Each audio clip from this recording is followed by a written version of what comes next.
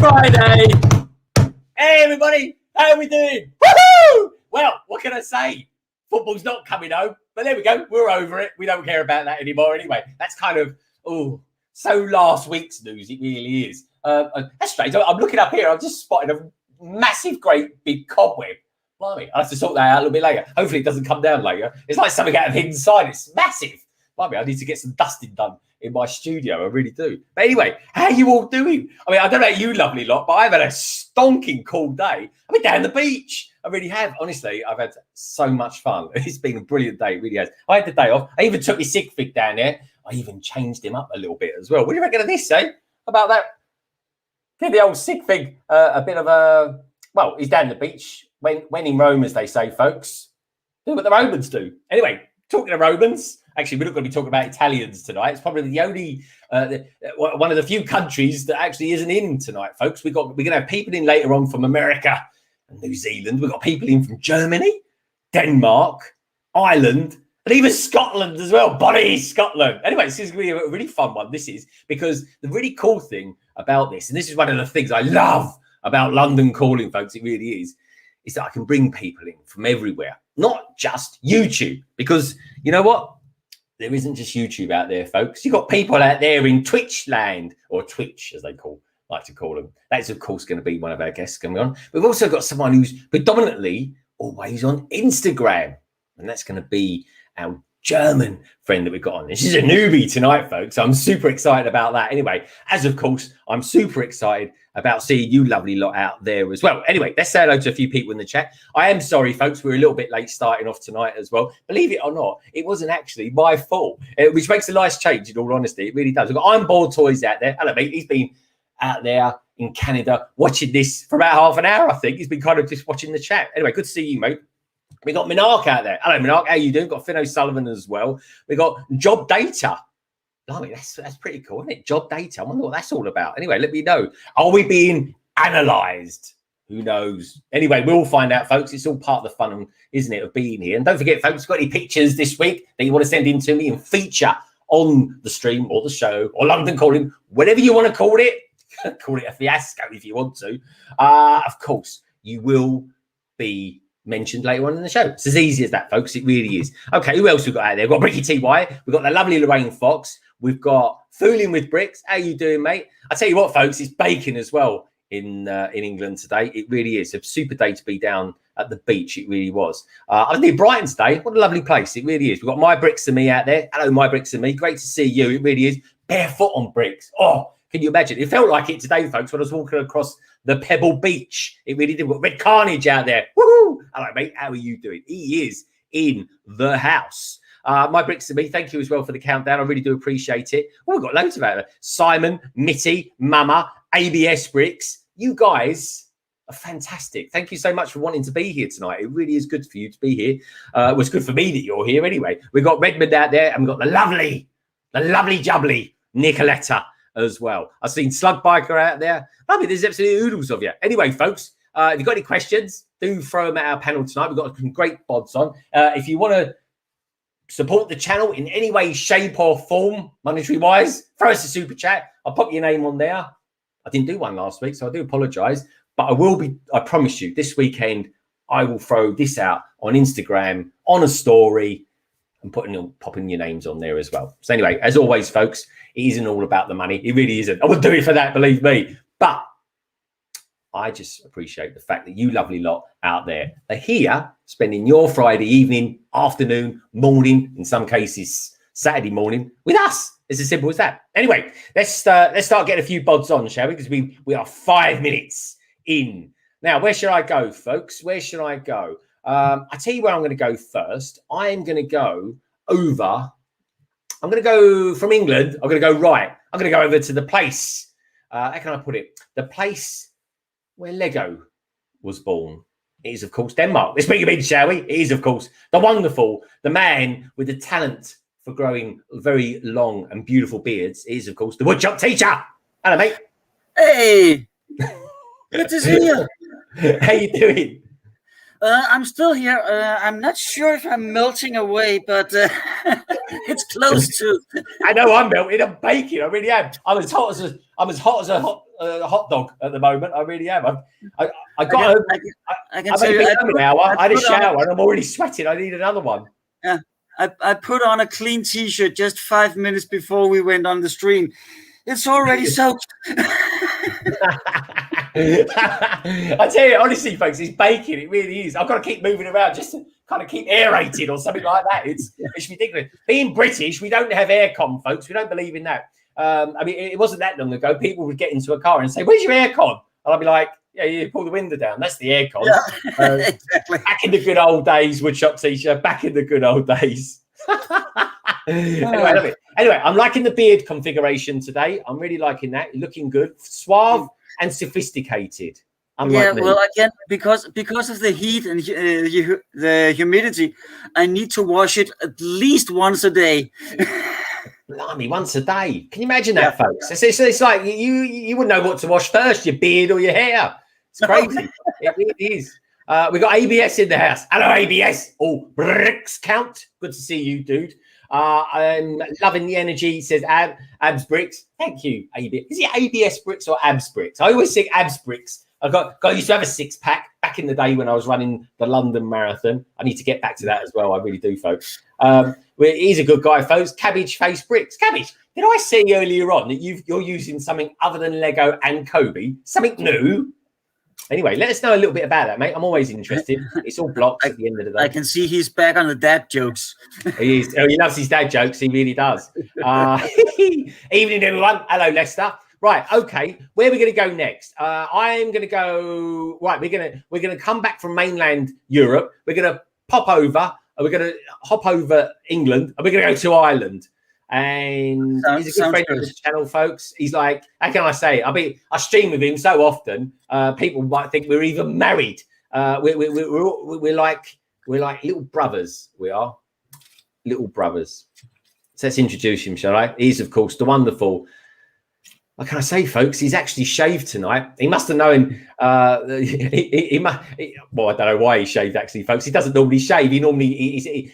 I think. Do you know what it is? I've just sussed it out. It's because what it is, he doesn't want to grow a bit of a beard because he knows you're on here, Woodshop Teacher, and he's like, I'm just not going to go there. I'm not even going to try and take him on. It's not worth it. Anyway, I'm ready with some advice for him if he wants to. Okay, all right. We'll have beard advice tonight, folks, as well as talking about the gunship and organising stuff. Anyway, let's sort our lives out, shall we? As well as our Lego, and get him on. He's, of course, the wonderful, my top mate is, of course, Connor. Hey, boys. How you doing? Look at him. Yeah, how's it going? Oh, like he got biceps. Check out the guns on him. This bicep had an injection in it and it's still a bit sore, so I shouldn't have done that. But yeah, great to see you, Greg. Great to see you, Pat. Great to see you, Woodshop Teacher. You all look great. Dude, you look amazing, mate. You look amazing. You really do. Yeah, beards won't suit me because I get these little patches of, I call it blondness. Lorraine calls it grey, so I don't know. I think I'm right at blonde. Blonde. There we go. Blonde. Depends what the light is, folks. I've got a beard. When I've grown a beard, and I have grown a beard before, like really proper beards. I normally do it every November or so. But what happens is when the light catches it just slightly, it's red, or as I like to call it, almond. But there we go. That's that. Anyway, because it's Sluben even. Oh, Sluben. Oh, this is these new blocks things that Cabbage has got. Okay, we'll have a chat about them a little bit later, I think. We'll have to get you on another Friday and have a chat about those, my friend. Echo Brick saying hi, Cranky Bricks. Anyway, talking to Cranky, I think it's time to get her on. Anyway, she's looking all prepared. She's looking all chuffed with herself. Here we go. Let's bring her on, folks. He's the lovable. He's the highly talented. And she's a London AFOL, to name but a few things. It is, of course, Cranky Bricks. Hello. Hello. I'm very prepared. Yep. You are very prepared. I have to say, you are looking very organised there as well. Yep. That's it. That's a subtle hint as to what's subtle, very subtle right there, Greg. Very subtle. Subtle as a sledgehammer. That's me all over, folks. That's you. So anyway, we've got a couple of people joining us later, Cranky, and we've got someone else joining us now, a newbie. But I think, do you know what? I'm gonna make a change. I'm not gonna bring this one in. I think you should. You're gonna let me introduce our newbie. Over to you, Cranky. And again, another terrible subtle hint there, folks. Yeah. So yeah, I'm very, very, very excited about this week, because this person is one of the most lovely people that I have encountered doing in all of the Lego content creation. That Greg's just listed all the millions of different apps that there are, and she is an incredibly kind and talented person who spends most of her time on Instagram, but has also helped the rest of us out a lot. So not only does she share her own Lego builds and Lego stories, but she also helps to run challenges and engage with people on Instagram and support and encourage a lot of other people. So without further ado, this is the fantastic Nicole. Nicole's Brick Built World, also known as Lady McBrick. Hey, Hi there. I was very excited because I thought, who is this amazing person? I need to meet her. That's amazing. Thank you so much, Catherine. That's so nice of you. Oh, I finally made it. You did. Yeah, You finally exactly. made it. Finally. 5 minutes before that we was about to start, we didn't think she was going to make it. We was having all sorts of technical issues. Anyway, we'll blame it on the gremlins. We'll blame it on the Right. gremlins. And I have to admit, I now know what I did wrong. But the second before I realized what happened, I really thought it's kind of an initiative game, like the camera is rolling, and now for all eternity will show me in my trouble-solving phase with all the stuff that I said, and luckily can't remember. I tell you what, when I first started, I think it was about the second or the third. I've still got it up, actually. I think I have. Maybe I haven't. But the second or third live stream I ever did, and it was back in the days when I was doing it with a good friend of mine. I couldn't get the sound working. It was a nightmare. I couldn't hear anybody, but they could hear me. So I made the terrible mistake, right, of saying, okay, I tell you what I'll do is I'll listen to the sound on YouTube and I'll talk back on that. I said, just have long breaks between saying anything. We'll try and see if it works. Well, to say it was a catastrophe, folks, would be an understatement. It was like, people were like, why is he saying that now? Why did he say that like 5 seconds ago or something like that? It was so weird. Right. I think we had all of like 15 people watch that for that hour. Back in the days when it was deemed sociably acceptable to do a stream just for an hour. Of course, it's like everyone does like 6 hours ago or something like that. It's ridiculous, but there we go. But anyway, Nicole's here from Germany. Cranky's here. Well, she's in London, but she's originally in Scotland. We've got Cy O'Connor here. He's, of course, as Irish as they come. And you've got in so many ways. And we've got our Danish representatives here. Now, we're not going to talk about the football. We won't talk about the fact. I did genuinely try and think, God, could I get an Italian on here today? Because then we could talk about the football, and it'd be a bit fair because we won't talk about England and Germany. We don't talk about England and Denmark. Can't go there, folks. We won't do that. We won't. We could talk about England, Scotland, I suppose. Yeah, I was going to say we could talk about that. That's fine if you want. We let them have a point. It was very, Anyway, we won't go there. And Cranky's giving me the evils. It would have been nice to have played Ireland, but they didn't they weren't there really. They didn't turn up. Rubbish. You were. I tell you what, folks, the Irish, they're more in love with the Eurovision Song Contest, which is fair enough, than they are their football these days. Anyway, let's see how things are. So where should we go? Cranky, tell me a bit about your week then. I always like to start with you, Cranky, because I expect you to say something like, oh, I had a terrible week and all this sort of kind of stuff. Because you're not cranky. That's the thing. You really aren't that cranky. You just expect me to always have a bad time. That's what you're saying. I do, yeah. I don't know why. It's a bit like saying, I don't know really. Well, it's a bit like having a name like miserable or something like that. You sort of think, oh, hey, or grumpy. Yeah, that's it, a grumpy. That's well, now I'm a little bit cranky because I just knocked a box of Lego off my desk. Oh no! How organised of you. How was your doing? Tell us about how's your week been, Cranky? Well, up to now, it was going fine. No, it's been pretty good. I took a bit of a break from streaming for a little while, and so this week I've been back and I built the Legoland Park set. You know, like the exclusive like Legoland layout set. And I was really pleasantly surprised by how good that one is. Oh, hey, Set to Build has joined us. Do you know already who that is? Who's one of the master woo of Lego Twitch streaming? No, don't know if you'll appreciate that. The master woo. But the original, the one of the first ever Lego Twitch streamers who's been going for about 5 years. Is that right? Really? So yeah. Well, there we go. Look, there's a master. No, he's probably not that much of a Ninjago fan and doesn't appreciate that reference. Oh, really? Okay. Well, look, just for you. Set to build. I'm going to put a master woo up where everyone look at number 77, and all of a sudden, just like magic, we've got a master woo there. There he is, master woo.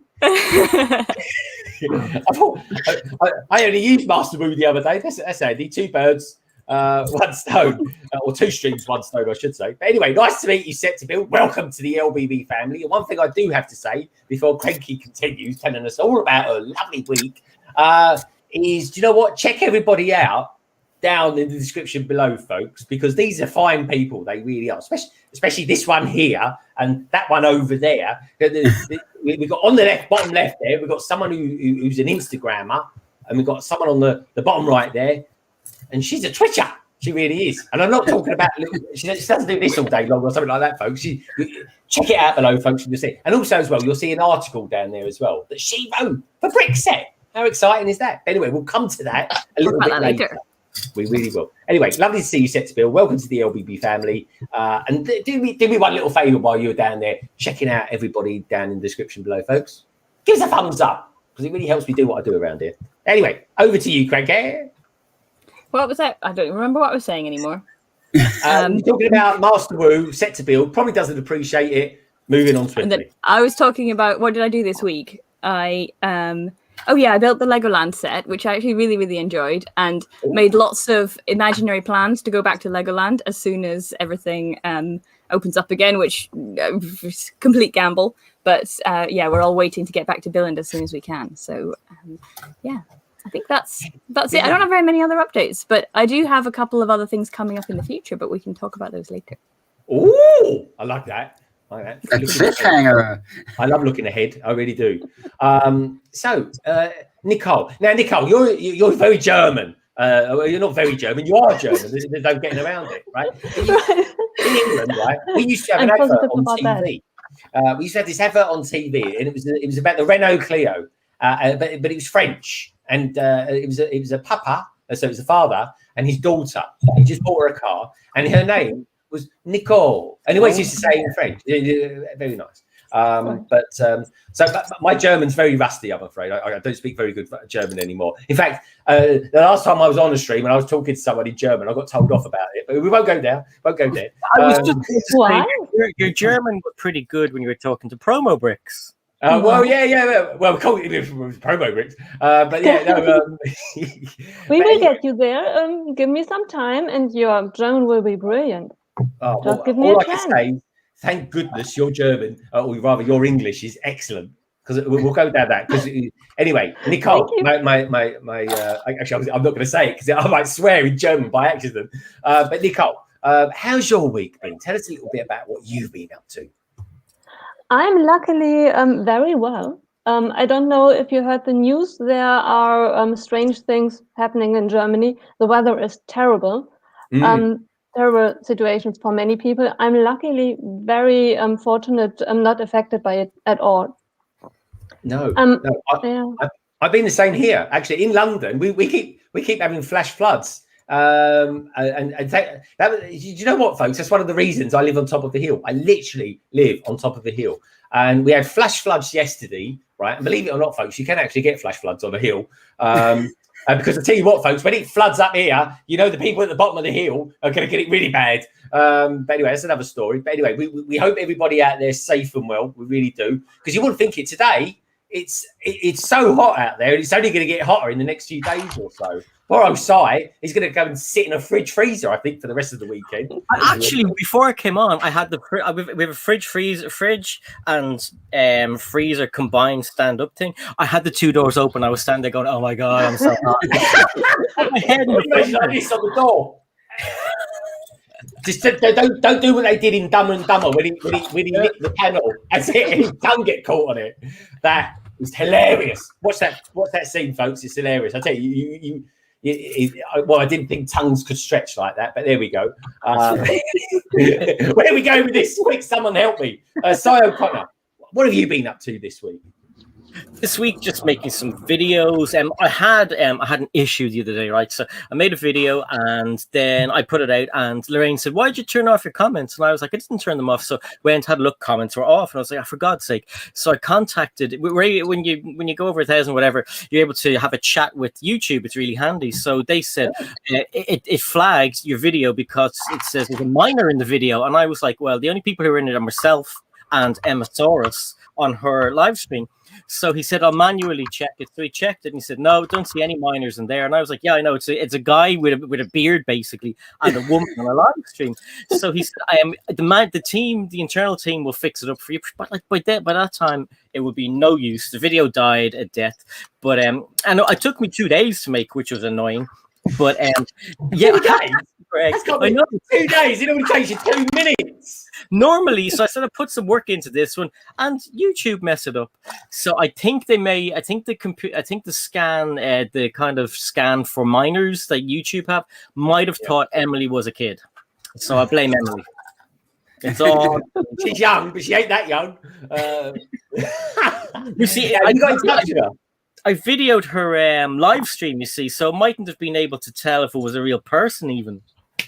Oh, I see. Yeah. Do you know what? You should get older. You should get in touch with her and say, "Yeah, according to YouTube, you're a minor." She might get all her videos to kids. Oh well, there goes the income straight away. Yeah, tell her she owes me 5 cents. Yeah, exactly. Yeah. Damn it. Anyway, moving on swiftly. Let's pop over to Denmark, shall we? Woodshop Teacher, how's your week been, mate? Oh, pretty hot. A lot of work in the garden, so I haven't had time to do anything Lego related. I'm almost cramping up for doing some Lego related. Have you built that Millennium Falcon yet? One good thing. I went to see my daughter today, and on the way home, I went by the local supermarket. That is also my Lego shop. They had 30% off. So I got the Lego Technic Land Rover Defender at 30% off. Wow. That I am a happy little camper. Yeah, Land Rover. That's about as British as they get. It really is. Yep. I'm loving all the UK love at the moment, folks. I really am. Yeah, well, I've got a lot of the old Technic from the 80s and early 90s, and I love that Technic Lego. But the new Technic Lego, it doesn't really speak to me. I've seen the Leap Hair, the Large Digger, and the Volvo Dumper, and all those, and doesn't really speak to me. But the Land Rover, I like it. Yeah, the Land Rover is classic. It really is. It is. I like. Do you know what? I would have liked them to. This is how critique I am in the old age. What am I like? I sound like an old man. I would have liked them to have done a Defender. I think that's more classic. Do you know what I mean? Because the Defender's kind of like, well, one, I think it sounds better, and secondly, I believe it is a Defender. The classic Defender, actually, yeah, you're right. Actually, it's the classic Defender I would have preferred. Yeah. But do you know what? I've never. I need to do a big Technic set. I just can't bring myself. I just haven't got the time, to be honest. I haven't got time to do a Lego City set, let alone doing something like that. Albeit, what I will say, folks, is today So I'm on the beach today. I took myself a little poly bag along with me. And I thought, do you know what? I'm going to film something. So this week, folks, there's going to be a little video coming out. It's going to be a short of me building a little Lego set. There you go. It's going to be her. Nice. It's going to be her with this. Nothing major. Nothing like super big or anything like that. Because the thing is, folks, when you got the blinding sun, and believe me, it was super sunny. I was south facing. It was baking hot. When you're doing that, you can't actually see what on earth the camera's looking at. So I've got no idea what it's coming out like. But anyway, that's the idea. We'll see if it comes out. But it was a beautiful day. All I can say is there was not a cloud in the sky. It was wonderful. It really was. And well, if I don't get heat stroke, I'll be amazed. Especially after this. I'm dying already, folks. Honestly, I feel like a big fat cooked sausage. I really do. But anyway, so where should we go? I think before we start talking about organising Lego, because I'm very keen to talk about that, because my Lego, I'm kind of a lot of us that are going to be in tonight, folks, and a lot of you lovely lot that are out there at the moment, right? We always seem to be, spending hours, especially this bloke here. He spends years. He really does. He's like sorting Lego. So we'll be talking about that and organising that. But I think what we need to do is maybe have a quick whiz around the panel, right, and talk about some of the Lego news from this week. Like, for example, we got the camper van that's come out, the T2 camper van, which is a lovely vehicle, right? And I'm excited about that. I saw a few of them today as well, which was nice. And we've also got this thing called a gunship that we were chatting about last night, quite considerable. And that seems to be quite a divisive conversation to have, but we'll keep it short and sweet. We really will be, because we're not all big Star Wars fans, folks. We're really not. We don't necessarily like this new set that's come out. But Nicole, what I will ask, though, before we dive into that, is you're new to the channel. First time here. You've been here all 27 minutes. What sort of themes are you into? What's your thing? And tell us a little bit about where we'll find you. Right. I think the question should be different. What I'm basically into Lego, and that's it. It's really hard for me to point out what I'm not into. I found out today that I do not have an Overwatch set, but I think that's the only set from a theme that I don't own a set from. So basically, very, very expensively, I'm into everything, especially if it's a close-up building, then I'm, okay, just take my money. But other than that, there is nothing that I really can stay away from. And I have to thank you, because you now ruined me. I'm so sorry, I have to tell you, because I could take that in so many different directions, but we won't. You have a German one. I'm sorry. You asked for it. I'm sorry. Si's face is going, oh my God, what did you say? Don't worry, Si, I'm not going to go there. I'm not going to go there. What I wanted to tell you, now that I have the chance, here's your daughter. No, just kidding. Oh my God. I love it. I was waiting for that for years. I'm sorry. We love you, Nicole. We really love you. Thank you. No, what you did to me is that I really was determined to stay away from Monkey Kid. And I believed in it. I believed in the fact that I will never buy a set. And then I saw you guys building them, showing them, and double VIP points gave me the rest. But you basically are the ones who are the last one who gave me a reason to buy Monkey Kid sets, and now I'm doomed. Yeah, it's a thing, isn't it? Every time Lego now does double VIP points, that's when I buy a Monkey Kid set, because you get a little bit of money off them, and if you're lucky enough to still get them in the shops, because you can only buy Monkey Kid sets online now, folks. That's the time to buy them. Because when they first came outside, I used to think to myself, God, it's so expensive. But as time's gone on, I kind of normalised to them, you know.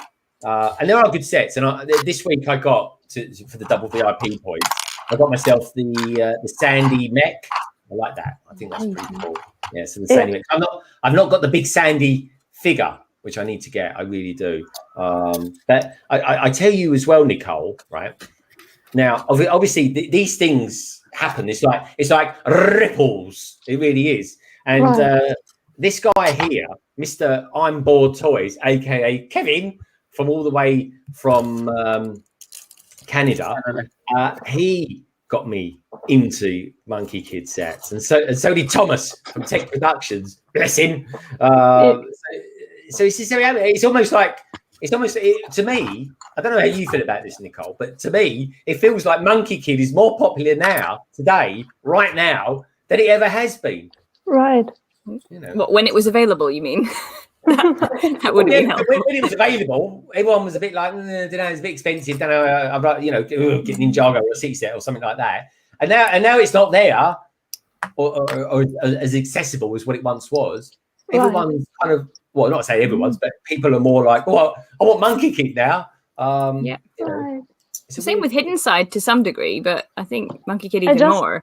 Right. I just thought the same because I really love Hidden Side, and I have a feeling that people now regret that they didn't take up the chance to buy it when they had the chance. Yeah. I'm massive Hidden Side fan. This dude here is a massive Hidden Side fan. There's only one set I don't have now, and that's the juice bar. I have multiples of a lot of them, actually. I have a very good video out as well, so go and check that video out after the stream. Yeah, oh, here we go. Selfless plug in there. Go for it. It only has 97 views. I have to plug it. 97 views. Come on, folks. Let's get to 100, shall we? He's only a little YouTuber. We all sound like when we did our first couple of weeks we started, didn't we? I used to go on everyone's chat and say, okay, I'll sub to you if you sub to me. Remember those days, Si? Oh, yeah. I tell you what, folks. I still get messages from people asking to sub for sub in Instagram. About 50 people a day, yeah. Honestly, I'm not joking. Right? Here's the thing, folks. People just message me out of the blue, don't know who they are, right? And they just message me a link to their channel. And I always reply to them. I was go, like, question mark, eh? Like that, like, eh? And they say, oh, I want you to sub to my channel. And I'm like, oh, right, why didn't you say that in the first place then?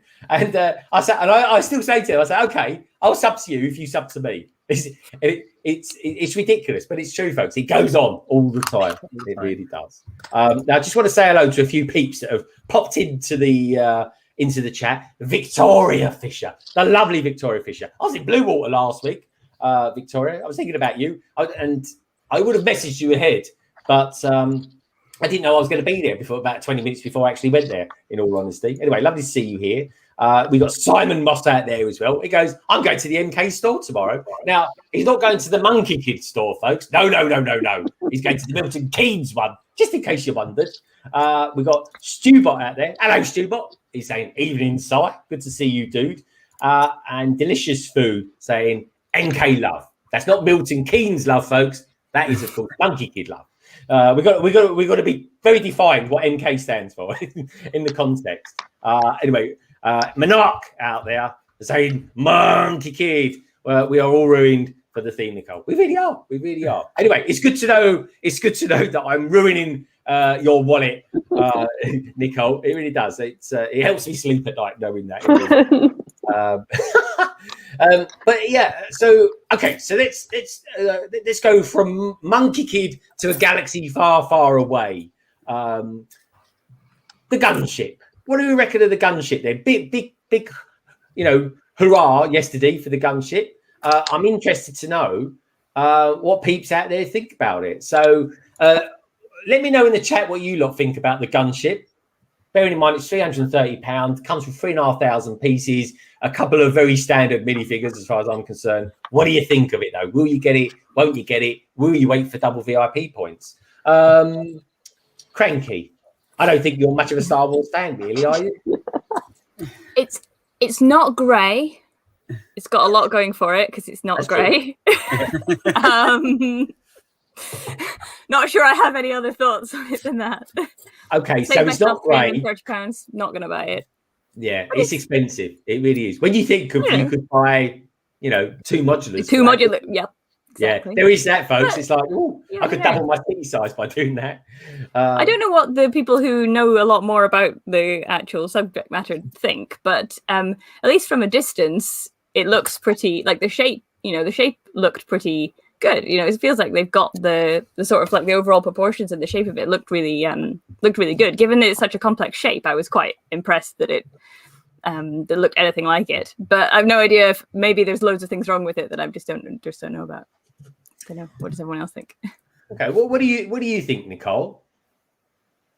Are you into Star Wars at all, Nicole? I mean, you've got to be really into Star Wars to want to get a UCS set for a start. But does the gunship do anything to you?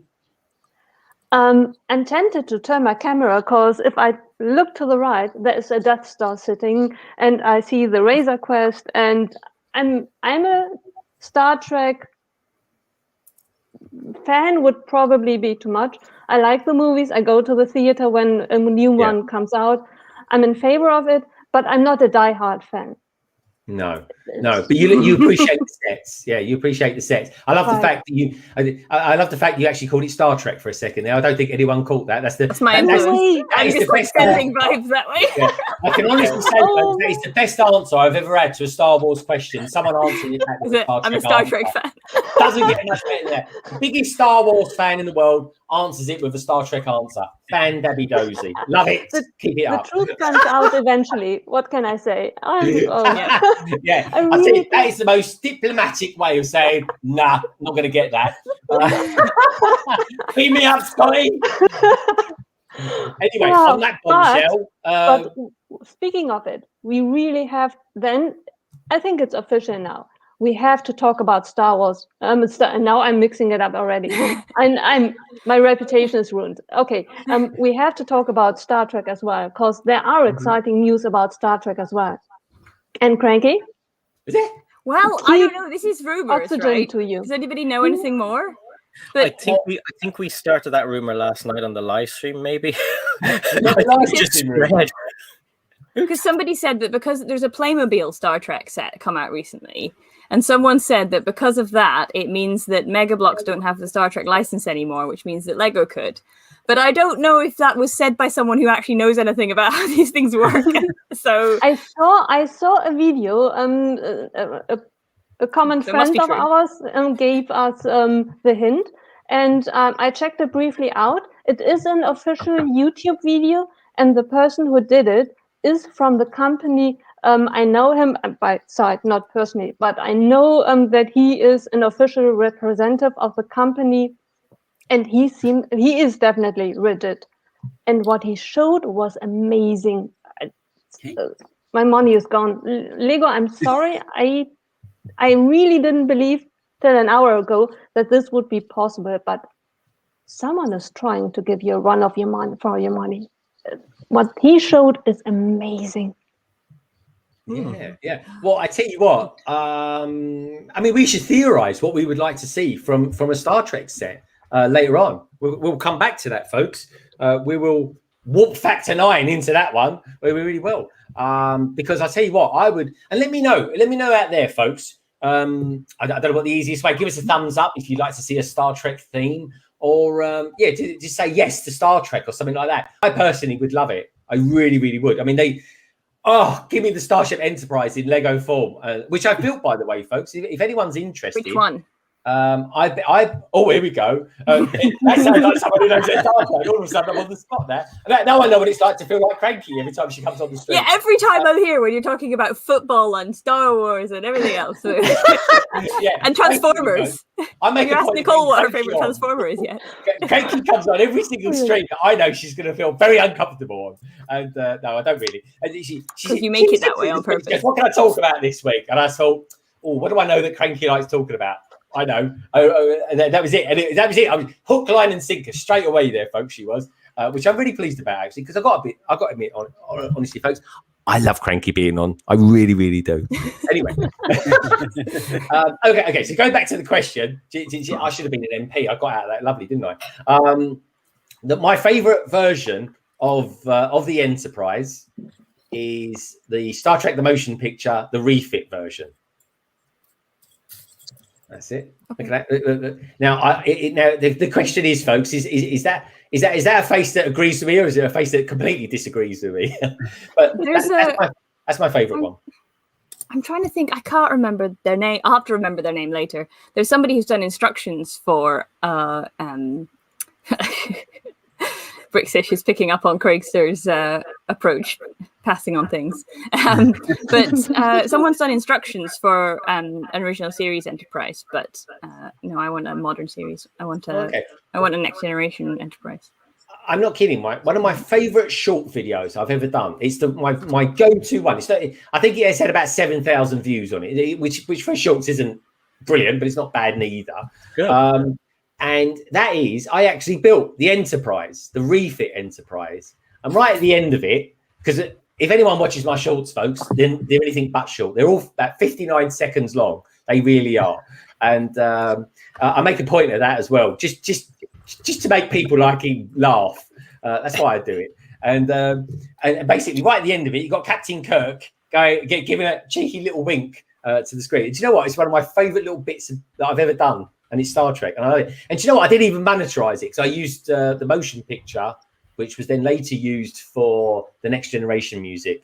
So I made nothing out of that. Not that you make much out of anything anyway, folks, with YouTube, but there we go. Did I see? No, I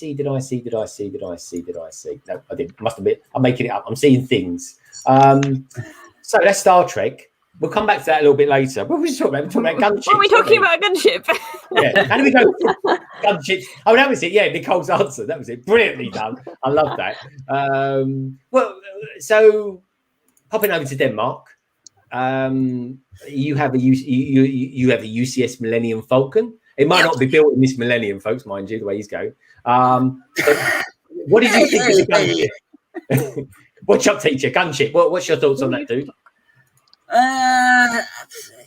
As I said earlier, yes, I bought the Falcon, but I'm not going to buy anything else Star Wars related. I love the movies, I've seen them and all that, but the set doesn't really speak to me. I have seen 2 or 3 videos where they talk about the gunship, but I haven't watched them to the end, actually. So... Yeah, no, that's fair enough, actually, because in all honesty, I think it's one of the UCS sets. You tell me what you think about this side. That actually not that many people have seen. You know, do you know what I mean? It's not like if someone said to you, TIE Fighter, X-Wing, you'd be like, yeah, I know what that looks like. But if someone said to you, gunship, they'd be thinking it's an Apache helicopter, isn't it, or something like that. Do you know what I mean? It was in the worst ever Star Wars film. It featured quite heavily in the cartoons. Otherwise, don't really see it. Well, yeah, you know some battles, but you see, I have the 2013 version, and that's my favorite one. Yeah. So I don't think I'll get this version on because there's other stuff I want to get, like from other teams and stuff. But I think I have the best version of it, as the best playset version of it. So I don't think I'll get this version of it. But I do like the ship, and I do remember like how cool it looked coming along with Yoda hanging out of it, and it just looked awesome. Sure. I think it stuck in my mind. Yeah, do you know what? I always remember that, and I was stressing because I was thinking, blimey, you might fall out there. Do you know what I mean? So that's very unsafe. I mean, most of the times, if you're going that fast at that height, you're going to get sucked out of it. But it doesn't seem to apply in the galaxy far. Well, it's a low orbit ship. Like I think that's actually officially called a low orbit or a low something. So he's not up high enough to get sucked out. Does that ship never go into space? I don't know. No, I don't think it does it? It's a low orbit, something cruiser or below orbit. That's what it's called, the below orbit. Oh, I see. So yeah, so it is basically Star Wars is that a word? I don't know. Star Wars the Star Wars answer to a helicopter, really, isn't it? Yeah. I remember, and this is arguably my favorite Star Wars movie, folks. Rogue One. They had those they had those tie something or others, didn't they? I forget they were. They had long. They were like circles with long wings on them, and they were low or below orbit craft. I quite like those. They were quite good. But yeah, okay, interesting. There we go. All right. So anyway, but is anyone on the panel? And I think this is going to be a big fat no, folks. Is anyone on the panel going to get it on day one? Nope. No. This is the thing, right? I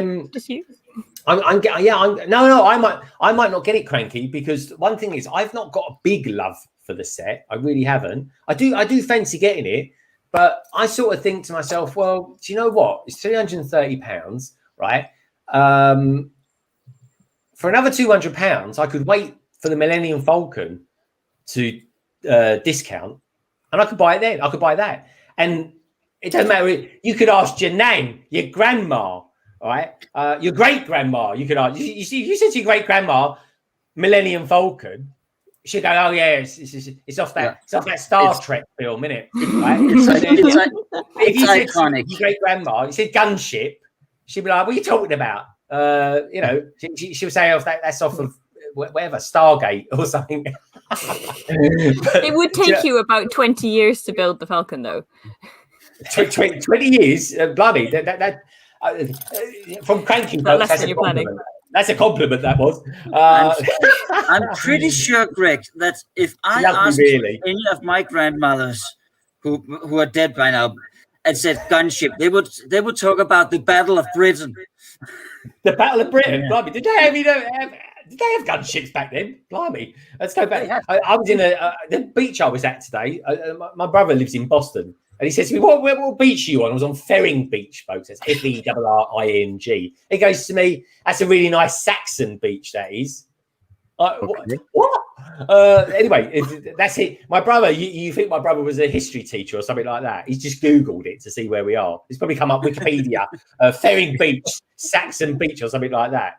What's he like? Google, eh? Anyway, so gunship, that's the gunship over and done with, folks. We didn't think much of that. All I will say is, when the gunship, look at the gunship from behind, open up the, I don't know what you call it really at the back. What do they call it? The hatch, so people walk up. And honestly, folks, I'm not kidding you, right? It looks like Jar Jar Binks. I'm just throwing it out there. That's all I'm saying. Jar Jar Binks with a big nose. He did have a big nose, actually, didn't he? It's kind of like a crocodile nose, wasn't it, really, when you think about it? Anyway, enough about that. Enough about crocodile noses and gunships. Didn't think we'd be talking about that tonight, did you, folks? Where should we go next? I tell you what, VW van. I think we're all fans of that, aren't we? Now, Nicole, I'm going to start with you, Nicole, because you're German, and Germans, that's where Volkswagens come from. Right. As well as big sausages. What are you thinking of the T2 camper van? I love it. I love it so much that this morning I bought at probably a too high price the last van. I missed it and I passed on it. I cracked it on it, and now I saw the new one and decided this morning I need to buy it. Yeah. Yep. I'm gonna have them sitting next to each other. Right. Like with the shoes, I bought a bit more via Lego because I got one shoe, and Lego was very smart. If me, Nicole, Lady McBrick, gets one shoe, I need to buy more to get a second shoe. Who buys one shoe? Seriously? Yep. That's true. Someone with one leg, probably. The same logic with who buys one camper van. Right. Well, that's true as well. Which I think they're making a bit of a comeback now, the Volkswagens. They do a transporter or something, I think it's called.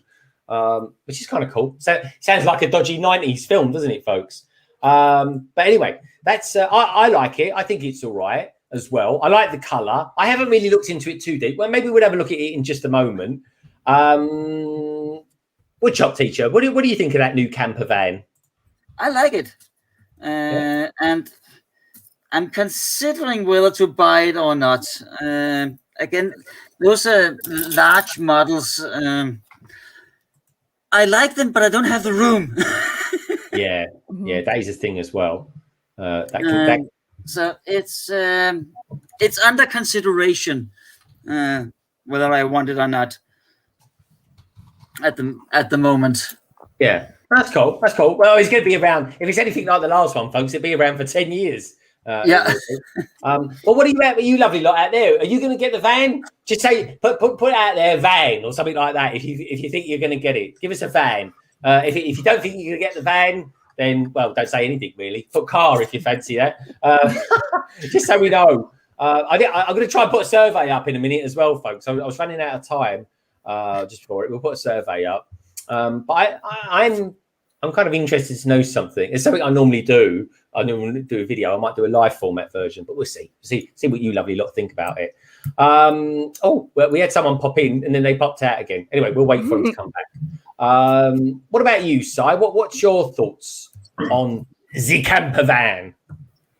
I think it's really nice. I do. I like it, but like I'm not into the big vehicles. If I was going to get one of the big ones, well, I do want to get the Batmobile. That's just really want to get that, and I like the Aston Martin. Oh, and here I go. 3 of them. Exactly. This is how it goes. Yeah. How many you pick? God, I wish I didn't answer that question. Make us up when he's done, folks. The Ecto one as well, and that would be it. Those 3, probably the Ecto one from the Batmobile and the Ecto one, top tier. But I need to make you cry. I bought the Ecto finally this morning. Made a bit for the money that I spent on the Volkswagen. I got it for 150 instead of 200 euros. Oh, that's awesome! Like that's a deal. That's a bargain. Because I have the one from the 2016 movie or whatever it was, the girls one. I have the original Ideas one, and I have the Dimensions one as well. So nice. I kind of you have to. Yeah, you have to. There is no choice to win. Yeah, it would be rude not to. Right. Yeah. I just feel like I can't start. Because otherwise, this is exactly what Nicole was saying. She just bought her first Monkey Kid. What did you buy? The 2 sets? I can't remember which ones. The food truck. The food truck, and I bought the Big Mac. And the Big Mac, but that's the beginning of the end because you see the little details and the new hair pieces, and then you need them all. So I think that's my problem. Is that I would probably the van is pretty tempting. I almost bought the Fiat as well because that's one of my favorite Lego colors. Is that cool yellow color? But yeah, it's a proper little girly car. It really is. I like it as well. It's a cool car. It's very Italian. Anyway, I think it's time to get someone else international on. We sound like Thunderbirds, don't it? It's like Thunderbirds are go. FAB side. Anyway, where we're going to go now, folks? We're going to go to a land down under, where, do you know what? Every time I ask this geezer, what's the weather like down there? He says it's raining. Anyway, you never know. It's been a while since he's been on, folks. Let's see if anything's changed, shall we? And he's just started a podcast as well. We'll talk about that. Anyway, let's get him on, shall we? He looks like he's ready. He doesn't look like he's changed clothes since yesterday.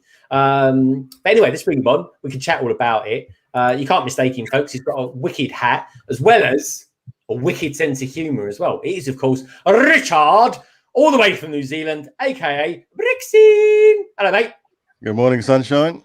How you doing? Yeah, not bad, mate. Not bad. It is actually raining here. No way. It is. It's wet. I wish I could turn my camera around and show you, but it's it's. Can you do me a favour? Can you do me a favour? Take your hat off just for a second.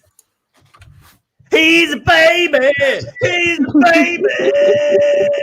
I miss doing that. Thank you. It's been a while, Greg. It's been a while, mate. It is. I love it. Last time you was in, you look like you've had the decorators round. I have. I'm the decorator. Look at it. So, look. yeah. Well, I've put together some flat pack furniture. That's all I've really done. I can't really claim any more than that. Well done, mate. Well done. And I'll tell you what, folks, it's the perfect segue. I've been waiting for this. Cranky, because this is where we can start talking about organising our lives. So here's the thing, right? Whichever way you look at it, building shelves like that, folks. I mean, look at that. There's a lot of shelves going on there. And it looks really cool, man. Like, I'm looking at them very individually. No, I'd just like to say, I think Harry Potter looks a bit close to Hermione or whatever her name is over there. They look like they're up. Yeah, they look like they're up to mischief. I hope that's his wand over there. It's perspective. Yeah, that's it. They look like they're up to no good. Just like him, Richard. He's such a naughty boy. He really is, folks. Look at him. Look, he's got wrong and written all over him. You know it. You can see it in the eyes. That's called tiredness, mate. That's what you can see in my eyes. Tiredness. It's like torturing him. It really is, folks. What time is it where you are, dude? 7:30. Oh, 7:30 in the morning. It's Saturday where he is, folks. Saturday. I know. It's crazy. The things I do for you, Greg. The things I do for you, mate. Yeah. I know, mate. And do you know what? I genuinely do appreciate it. I really do. 6 are the best, folks. 6 are the best. We really are. So we're going to be talking a bit about organising stuff and organising our lives and stuff like that. And we're going to be talking about, I don't know, stuff like shelves. You got some wonderful shelves over there. We're going to be talking about stuff like this, I suppose, as well. And maybe some of all this malarkey that's going on in the background here of Cranky, of what's going on there. So this or the other room back there. You made a new acronym up in your article. Now we're going to be talking about this article from time to time, folks. It's something Cranky wrote. She wrote it for Brickset, which if you don't know what Brickset is, where have you been in the world, folks? Right? Google it. Check out the link below in the description. You'll find the article there. Anyway, tell us a little bit about it, Cranky. I feel like I should, this article, the guys at Brickset are going to be like, why are like people looking at this article from like this now? A lot of people are here. Yeah, I don't know. It's, you've put me on the spot now. Okay, why should we organise our Lego for a start and our bits and pieces? Well, we can have a whole debate to start with about because I don't know if everyone here has Lego parts collections or just has sets and builds them and puts them on shelves. So you might not even have any parts to sort. You might just have to stack up boxes. But if you do sort parts, then the first question is whether it's by piece or by color, and that can just start a whole debate. And then I don't know. I'm not sure if it'll cause much consternation here or disagreement or not. Don't know. Is it controversial? Depends if anyone has any controversial opinions. I always do it personally. I do it by type, not color. What about you, Richard? You don't really ever talk about sorting bricks very often. That's because I collect sets, so everything is bagged and by sets. But I do have a Bricklink store, so Bricklink store. So you're still an expert. It's all sorted by color, by piece, and then if I've got heaps of those pieces, then it's sorted by color. So. You know, like, primarily by part, because it's easier to pick a color out of a bunch of pieces than it is to pick a piece out of a bunch of colors. So, if that makes sense. Yeah. No, exactly. Because someone told me that once, that's how like your brain works. And then if you try it, if you have a bucket of all the one color and then a bucket of all one part. I have started numbering my drawers now though, because I have like so many elements now. So basically, I've added numbers to the drawers so that I can put them onto Bricklink and make it easier for myself later, but haven't started using the numbering system yet, but I have started numbering the drawers, put it that way. That's next level, because you need a whole database and everything to keep track of that. Yeah, well, because you put them in the comment section or in the there's a section on Bricklink where you can add the number. So basically, when you get the order through, there's like a comment section and it shows it straight away. So you can then just go, there's that order there. I need to go get those drawer numbers out. And then it doesn't matter where your parts are. Like right now, all my parts are in such an order that I know where they are. Like I know where all the 1x1s are because they're all at one end, and then all my big plates at the other end type thing. But as the Bricklink store grows, that's going to be way harder to keep track of. So hence I've started with a numbering system now. So. Yeah, that's really interesting. Have you seen Bricksaw, his shop? Yeah, that's the system that I'm going for, in the sense that you can basically get a new element, see that you haven't got it, chuck a number on a drawer, and then off it goes, and then you know where it is. You don't have to find a spot. Because what I was doing was I was trying to keep it all in an order that I would know where things were, and that just became too hard because you go, oh, heck, I've got another color in there or another type that should fit in that gap there, but then I'd have to move everything else so that it all fits in some sort of order. So no, you have to give up after a while. Yeah, so. That's funny you say they have to give up. My approach, I ran a Bricklink store for a couple of years, and my approach was it got too hard and I gave up. in, I took half the parts I took back into my collection to build with, and the other half of the parts I just like sold or gave away as bulk lots, because it was just like I was just sort of woke up one morning and I was like, I have a day job that I should probably go to.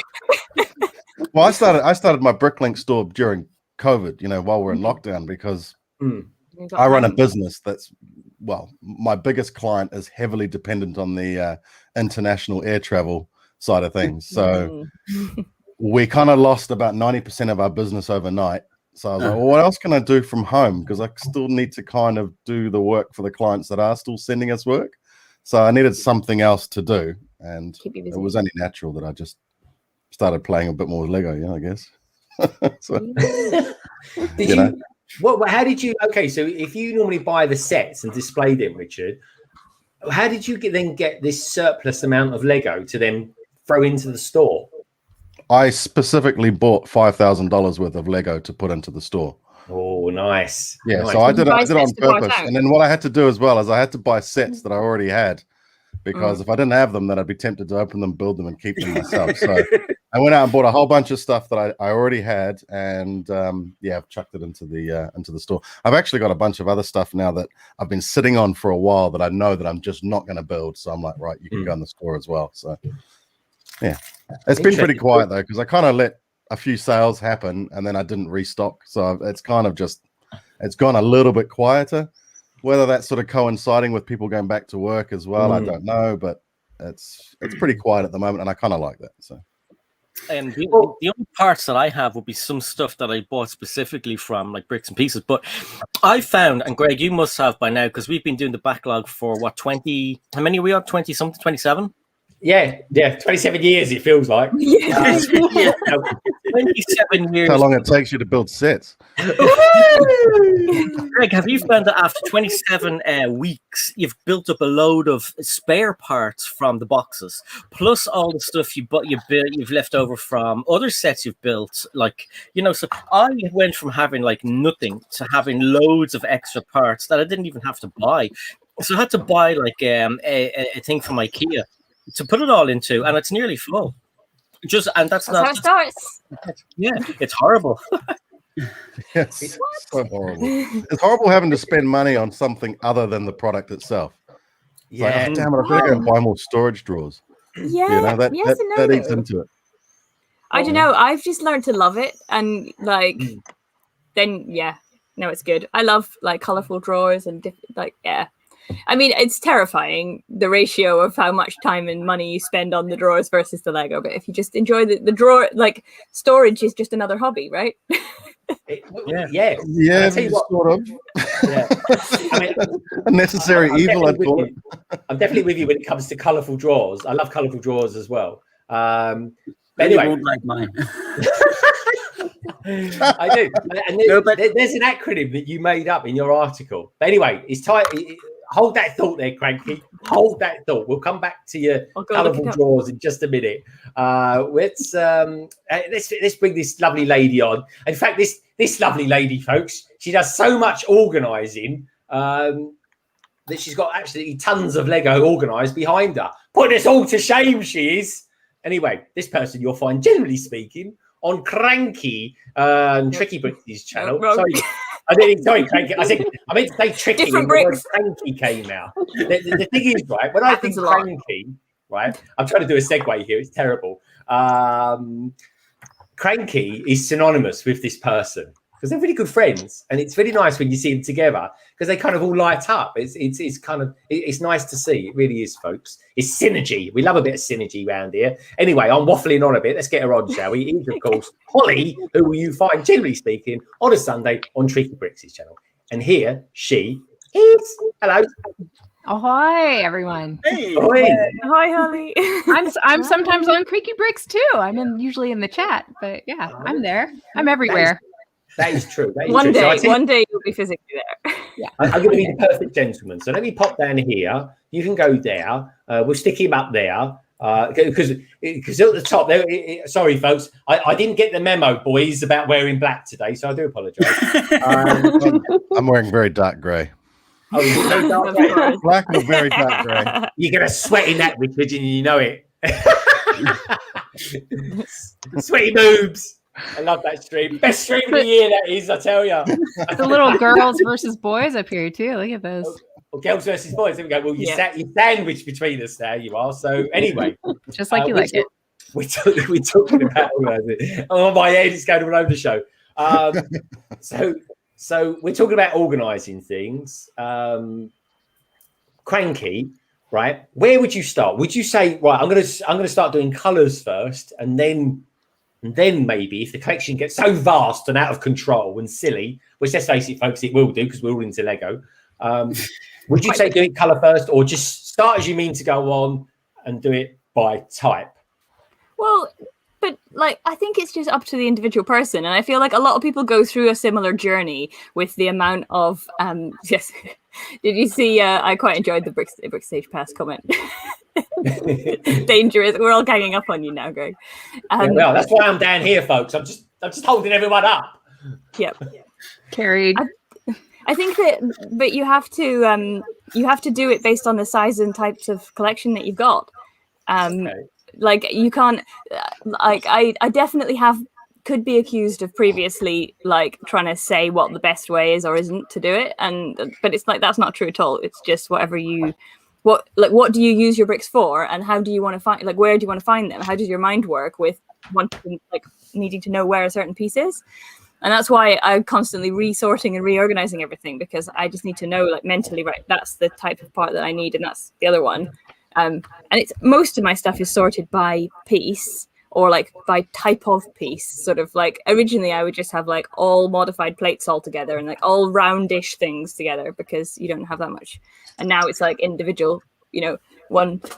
I just have like picked one that doesn't come out very easily. There we go. I have stuff like just a whole drawer of teal 1x2 tiles, because they're just an amazing part. So they have a whole drawer to themselves. But they are an amazing part. I love that. Only an AFOL could say that. And I love you for it, Cranky. It's really good. Light aqua also big favourite. It's a beautiful colour. It really is a beautiful colour. But like, I think it totally depends. And everybody will kind of go through a bit of a journey where they think it's fine to have it in all in one box, and then they later realize that it's not. And eventually you'll get to the point where you have a different container for every color of every type of part. And then eventually that's where you get to. But yeah, like I used to sort of think that sorting by color was wrong, until I now have colored collections. For example, all my Paradisa original pink parts are all in one container, because you can't mix those with anything else. And a lot of my like teal or dark azure or like opalescent, you know, or glow in the dark, all that kind of stuff gets gold ink, you know, all that sort of stuff. They get kept like in, you know, by color rather than by part. We're getting a lot of gold these days in Lego sets, which I'm finding. Monkey yes, I think we could Justin Rams to thank for that. Thank you, Justin. It is, isn't it? It's like it's too much of a good. It's a bit like this. The teal. We didn't have teal for years. Then all of a sudden, the Lego can't help itself. Everything's got teal in it anymore. They think, okay, we'll bring out a new theme. We'll make it look like Ninjago, but we'll just put everything teal and red, and we'll call it Monkey Kid. And Bob's your uncle, Fanny's your aunt, and then boom, we've got ourselves a new theme. They even made a teal astromech, didn't they, with that Y-wing? Yes. Yes. Yeah. Leftover teal. Yeah, it looks good though. That's the thing, right? Because if you take the essence, the colours of Monkey Kid, and then apply them to a Star Wars set, it's like, blimey, yeah, it looks like it, and it just shows you how intrinsic Lego are when it comes to doing their sets, how important it is to them that they use a particular colour tone for those themes. What about you, Nicole? How do you organise yourself? And being German, I'm expecting something almost eccentric and efficient from you. Not very efficient, because I'm at the beginning. I only collect since 2018, and okay. I have a substantial loose parts collection, because I really like to buy 2 sets and then make the 1 set my own. So as I said, a lot of stuff comes together, but at the moment I'm still in the zipper bag phase. drawers wouldn't make sense. I have not that much different parts, but I have everything. Right. But I have a question to everyone. I'm not really sure if I have trouble with it due to the zipper bags, or is it a general phenomenon when you sort parts, or is it me being German? When I really sort out stuff into the bag that it belongs to, according to my mind, I have a feeling that this really hinders me in my creativity, because now I look at this perfection. Everything is sorted, everything is where it should be, and now I want to build something, and I think to myself, will it turn out okay? Or do I have to sort everything back into the place that it came from? Is it worth the hassle, or should I just leave it? It looks so perfect. Well, there's a couple of different approaches to that, though, right? And I don't know how diligent everybody is, but what I just say yes, like yes and yes. yes to all. I just have several very large buckets of things that I haven't sorted back into the collection yet, because I'd rather be building. Right. But then on the other hand, just like you say, I then go back into those buckets to find stuff that's fun to build with, because then you're not having to look for something in specific. You're just looking at random stuff to. I used the dishwasher analogy the other day. How, you know, sometimes you know what I mean? Like sometimes you're going through dishes so quickly. Like if you're going through dishes at the dishwasher, sometimes it makes no sense to put the dishes away because you're already using them before you really have. You know what I mean? Yep. Exactly. So when I have parts out, I sort of feel he's chopping at the bit to say something. We've got one of these dish drawer things. So we've got like it has a top drawer and a bottom drawer, and it's like why do we bother with the cupboards? I can just take out of the top drawer, which clean, and put in the bottom drawer when it's dirty. You know. Exactly. So it's kind of like that. If I already have Lego parts out, I just build with the parts that I have out because they're within reach and they're accessible, and I don't want to deal with putting them away. So if I just keep building them with them, I never have to sort them and put them away.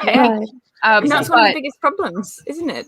But of course, I do have most of my stuff sorted. So if I am looking for a specific part, it's only when I get to the point where I'm really struggling to find parts that I'm like, okay, we need a sort day.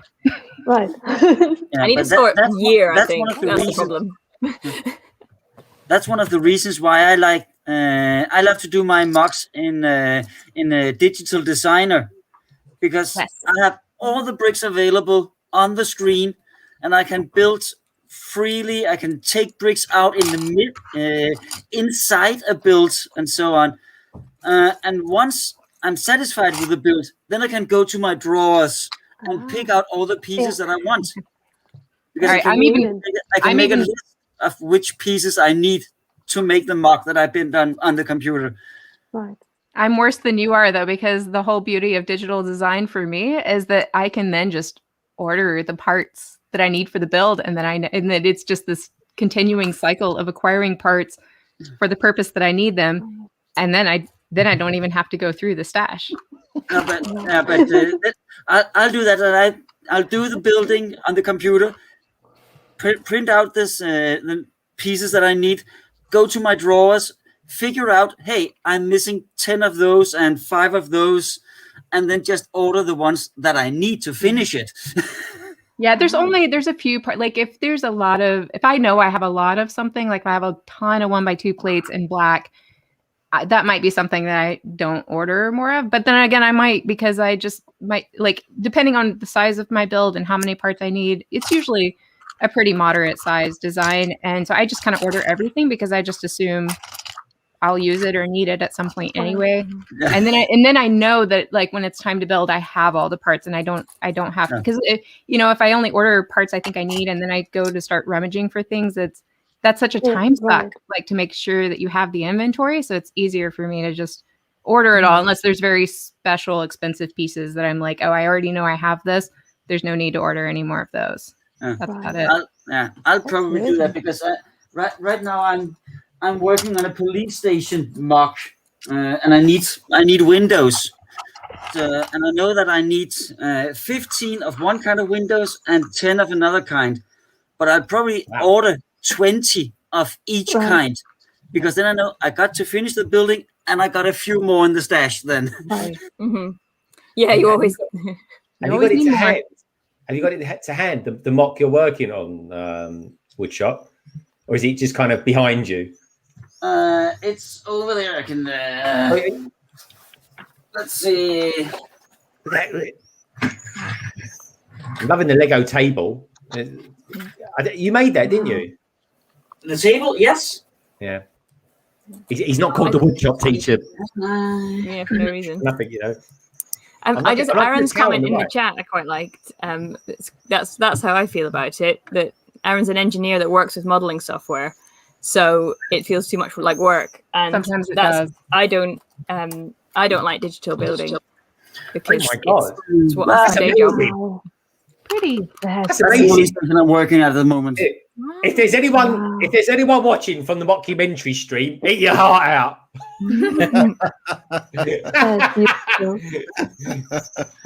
Owned Tech. They should be ashamed of themselves, Richard. Hang on. Honestly, brilliant. Oh, I tell you what, he's got some skills, isn't he? He's got some skills, that geezer. He really has. Now, hold on, he's taking it apart. Look at that, he's proper modularized it. Of course. Wow. Yeah. Why wouldn't you?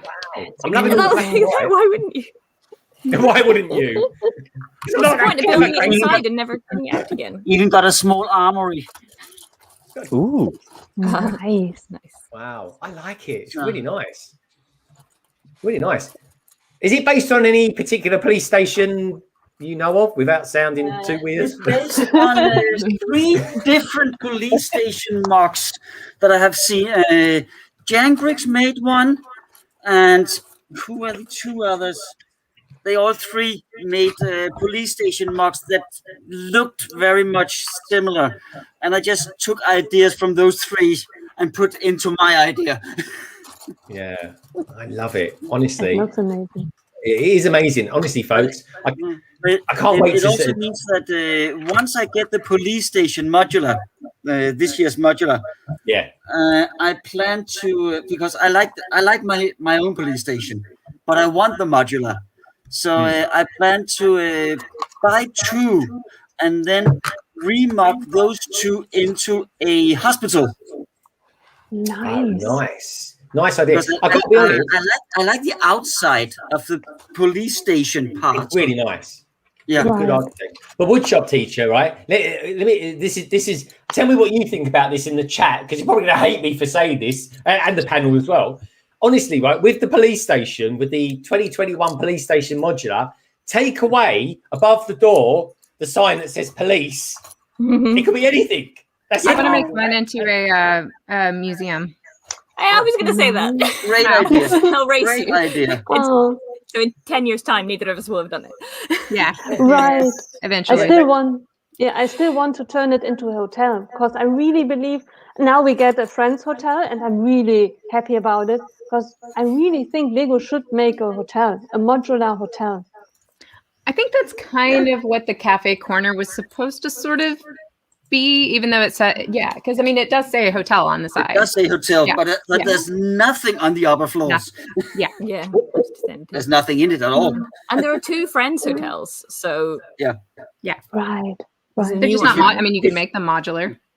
If you bricked together the cafe corner, and then use the Lego Friends sets to cannibalize for the interiors, you could make a really nice mock.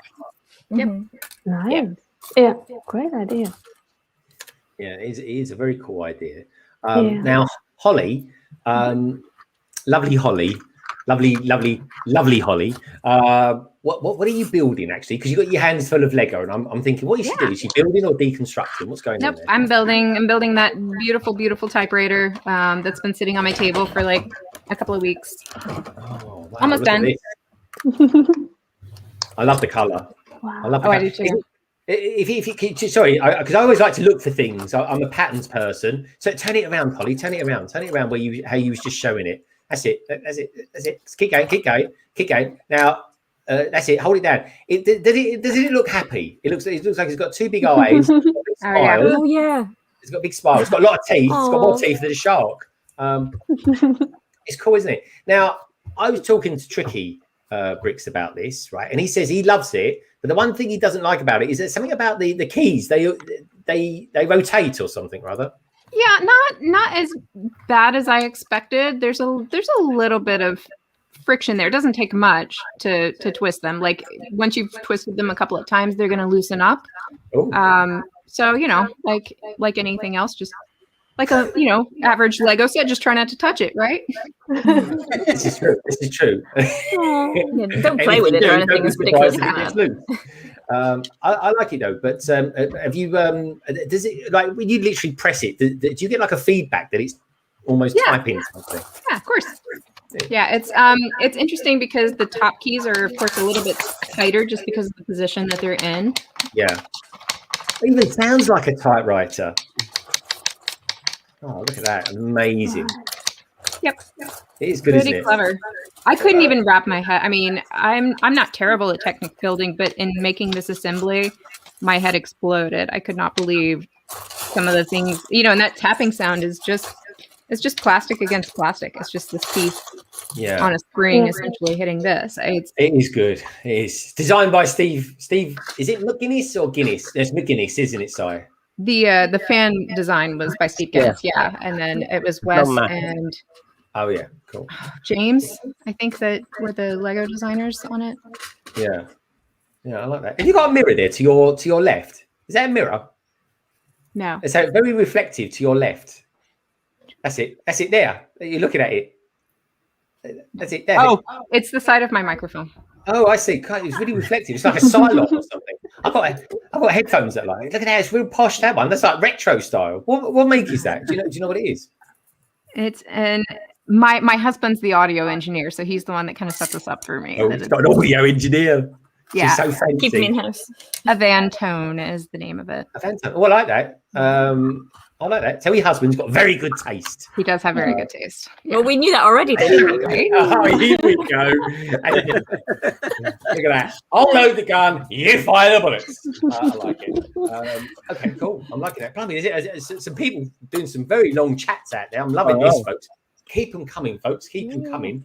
Minark, lovely Minark, says the friend sets do provide a multitude, there's a word I don't see very often written in there, of builds that lends themselves well to modularizing. The scale may need to be adjusted so slight for many things, but you could do that for sure. Blimey, Minark, did you just copy and paste that from like a Brickset article or something? That's amazing. We got this is what I love about the community, right? I always believed when I was growing up, surround yourself by people that are much more intelligent than you are. And that's what I do, folks. And even the people in the chat are probably more clever than what I am. I was going to say, that's what you did, didn't you, Greg? That's exactly what you did. Yep. I mean, I do. What you're doing now. I do most of the time anyway, folks, but I do have to let some people in. Community support, all that sort of thing. You know what I'm saying? I love you, Richard. You know it. Yeah. Well, it's the only, what Manak's saying. It's the only YouTuber I know who wears a hat that matches his mic. Anyway, we won't go there. It looks good, doesn't it? Look at that. It's like a lethal weapon, that is. Anyway, Si, what are you chewing on? You got wine gums or something?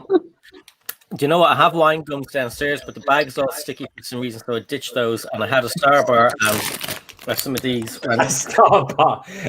You're going to eat all them before the end, because once you start on those, mate, you can't stop. You know. Now, Gary will know what these are, and I saw someone else Irish there, but they're like bacon fries. Buy Brick Star Wars, boy. Buy Brick Star Wars, boy. But yeah, I was supposed to have a pizza, but being an adult, I'm having chocolate and crisp for dinner. Fantastic. Lorraine is going to be all hyper tonight before he goes to bed. Like a lucky woman. Anyway, enough of that. Moving on swiftly. Okay, so where we got with this organisation then stuff? We got drawers. This is it. So really useful drawers, or as Cranky calls them in her article, RUD. Wait, RUD? Really useful drawers. Oh, you mean really useful boxes? RUB. That's a brand of. Yeah, that's honestly. It says RUD. Really useful. I was so confused. That sounds even more. That's just a product. I didn't invent that acronym. That's just the name of a product that I use. There Oh, is it? there are other products available, etc., etc. But in the UK, they're really useful boxes are one of the best. But in I think so. I have my little drawers are Von House, and my big ones are really useful boxes. But I think in America it's Acro Mills and Iris. Is that right? That's the equivalent of those two. Yep. But they're just brand names. You know, it's little drawers and big drawers. Or both. You know, like some of these are a mix of both. I don't know if you can see any of the both. Those have both. The little on top and the big, and the Acro Mills do kind of the same thing where they have a mix of small drawers, big drawers, and different sizes and things. I just did the Iris because Acro Mills doesn't come in white, and I wanted everything in here white. Yeah, I had to go for the what are they called? Cranky Von something or others. I think these were Von House. Von House, that's it. Von House. I went to Von House because we can't get Iris over here, can we? In the UK. So Von House is the one I went for, but my ones are white, but they've got a hint of grey in them, which is fine. I like grey. I like grey. I'm cool with a little bit of grey and white. You might notice in the background, folks, got a bit of grey and white going on there. But yeah, so that's cool. So Holly takes organisation skills to a new level.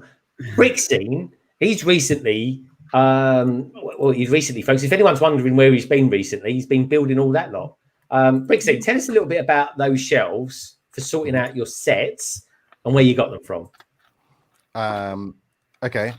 IKEA. They're IKEA shelves, just Billy bookcases. But I paid 3 times what you'd pay for them over there because I'm in New Zealand, and that's how they cost so much to get here. Yeah. So is that why you didn't get the doors to keep the dust out? Yeah, exactly. Well, my first question was, how are you going to dust those? Yeah, and no kidding, that is really a crazy expensive part of those cabinets. Is the doors are more expensive than the shelving themselves. Yep. But these were $100, so about 50. No, sorry, the $200, so about 100 quid each. And you guys pay about 30 quid for them over there. Yeah. So it's meant to be cheap furniture. Is there nothing? Not in New Zealand, man. Not in New Zealand. Not all. It depends. I mean, because that, like I said, you might not pay anything at all or much at all for the cabinets, but then it's like 3 times doors, as much shelves, doors, everything else. Kallax is the same. Kallax is the one with the squares. And the perfect way to display the Lego in it is to have the glass shelves and the glass doors on the front to keep the dust out. And if you buy a glass door for every single slot that's in it, it'll cost 4 times the price of the actual cabinet. Oh, and not that it's any less expensive, but you guys are familiar with Wicked Brick, yes? I saw their ads as well, yeah. Yeah, Wicked Brick just released those the risers that fit into the Kallax cubby perfectly, and then they have the glass or probably plexi is it magnetic? In front of it. Are they magnetic or something? Yeah. It's not a door. It doesn't have hinges and door handles and stuff, does it? So it's clearer. It's pretty cool. We should be sponsored. When are we going to get sponsored here? Yeah, right. Yeah. Anyone from Wicked Bricks watching, please get in touch with me. LondonBridgeBricks@gmail.com. And I have a bone to pick with them anyway. So. Hold on. And if you don't sponsor Greg, then Holly's going to call you. Turn away, please. All right, coming in, Holly. What's your bone you want to pick? Oh, I didn't know. I don't know if I should call them out, but I got some of their products back in the early days when they were first kind of making stuff, and I got a bunch of the CMF cases, like the whole run of them. Up to that point, I think they were up to like series 16 or something, and so I just ordered the whole lot. And as you can imagine, it was just crazy expensive coming over here from the UK for shipping and everything. And then when I got them, it's like an assemble yourself kind of kit. And they just weren't, they're supposed to just, you're not supposed to need any tools or glue or anything. They're just supposed to kind of by friction hold in place. I had so many issues with those cases. Now, keep in mind, I'm putting together 16 of them, but I had a couple of them crack, a couple of them that wouldn't hold together. So we were having to use like a specialized acrylic glue, which is not, it's like toxic stuff that you have to use. And so it was just kind of a whole mess. And I sent them a message. Oh, and then and then they discontinued them. I don't know if it's because they realized they were having problems with them or whatever, but they discontinued them. So then I was kind of in a pickle because I kept collecting the CMF series, and I'm like, well, great. Now I'm going to either have to come up with a whole new storage solution after I've just dropped all this money on them, because you can't have, you know what I mean? Like in the middle of a series, you can't start using a different display solution. And then somewhere around series like 20 or whatever, they started making new ones, but they were completely different. They couldn't, they're engraved differently. They have different backgrounds. They're different sizes. And they come together slightly better, but not a whole. Anyway, it just kind of messed up my whole, like, it's not, maybe not, that's the thing, is anytime you're collecting a series of things that's supposed to be ongoing, you have to be really cautious about how you're displaying them and making sure that's, you can add on to it, like, you know, forever. So, they never got back to me. Like, I basically contacted customer service, you know, about some of the issues and about like sort of the inconsistency. And I was kind of asking them, well, can you just, I don't remember, but I basically contacted customer support and then they just never responded. I was like, oh, bummer. So No. Yeah, that doesn't really bode well, given how big they're quite popular, aren't they? You know, a lot of people. Yeah, have they were their really stuff. good. They used to be really good and really responsive. I think they even sent me a couple of replacement sets maybe, but lately, yeah, just didn't respond. So I was like, okay, I'll go with somebody else. Oh, that was it. Send them another one. Send them another one. Anyway, there goes them sending me some free stuff to do to review. Sorry, Greg. I'm not affiliated. We're very objective here, folks. We really are. But anyway, so if anyone wants to throw any free Lego my way, feel free to, and everybody else on the chat. And I'll tell you what, folks, if you want to know anything about anyone on the panel tonight, please do check out the description below. And while you're down here, do us a favor, give us a big fat thumbs up as well. I appreciate that. Thank you so much. Yeah, that's it. When you do it, you got to pull the same face that he just pulled. That's the one. I love that. He's got such a wobbly neck. Yes. Can you do, Sai, I think you have for some reason got a very peculiar amount of dexterity in your neck. And that's a line I've never really ever said. Turtle. This is a turtle. Give us a bit of turtle action. Oh, here we go. Come on. You know you want to. Fan-dabby-dozy. There you go.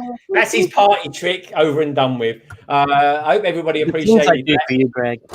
Greg always got the thumbs up alone in it. Everyone's just tuned in. Anyone who's just tuned in to see what's that, it really is the Lego live stream, folks. Believe me.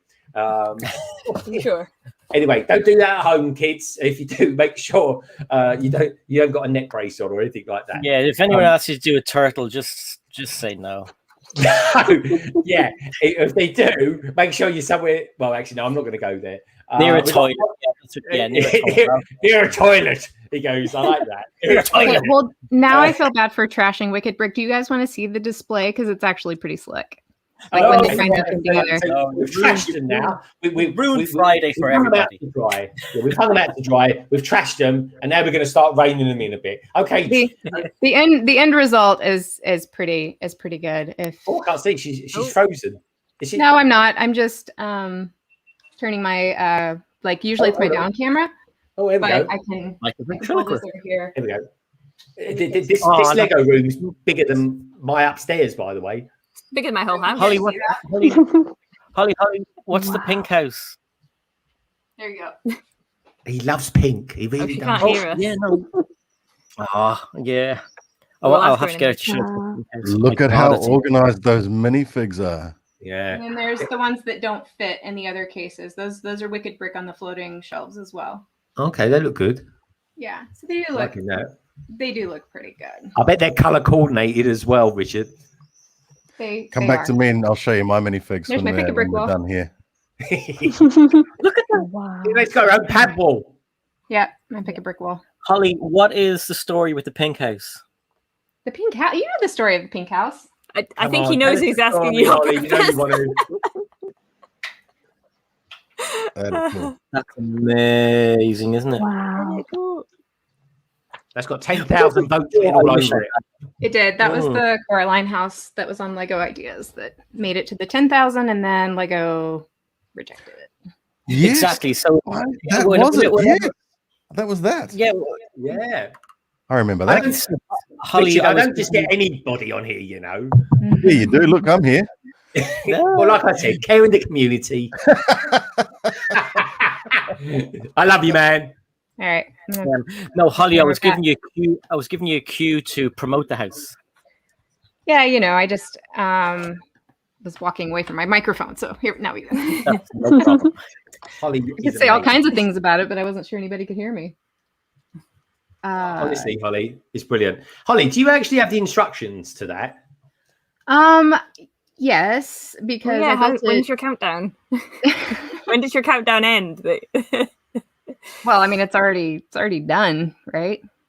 You mean I the thought it was countdown? like a certain period after the 10K thing. Oh that yeah, you could yeah. now- So you can then so start. I'm not selling us all allowed to stickers. like do anything with it for like 3 years after you submit it to ideas. Although I think I only have like, I don't know if it's 3 years after you submit it or 3 years after the review period. I should probably get some clarification on that. But it was submitted a couple of years ago, so if it's from the submission date, I only have like a year left.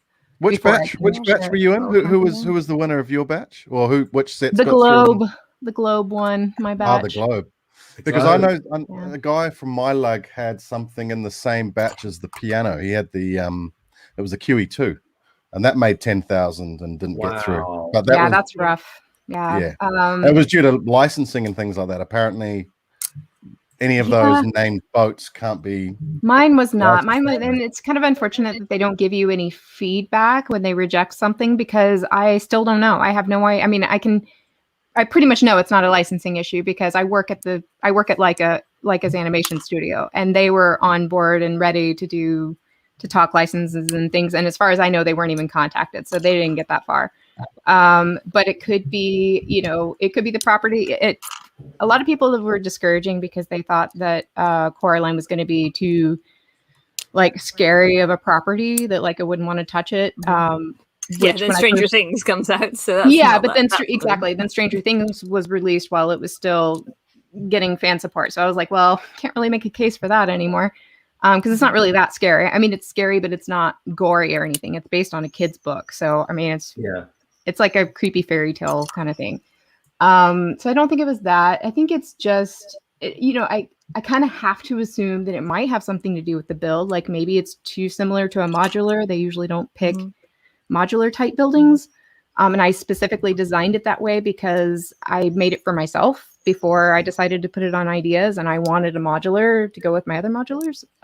So maybe they didn't like that. Maybe it's too big. It would be too expensive. We know that they can, it's a proof of concept. They could redesign it whatever size they want, but I just don't know. I don't know if that was another barrier to getting it made. So, or it could just be that it's not a popular enough property, and that's more likely the case, is that it's confusing to me because it seems like that whole 10K target is supposed to prove to Lego that it is a viable product, that people would be interested in buying it. So it's always kind of confusing when you hear feedback that's like, oh, it's just not popular enough. You're like, then what's the point? What are we doing here? Yeah, what was the vote for? Yeah, then why are we jumping through all these hoops and killing ourselves to like show that it is popular?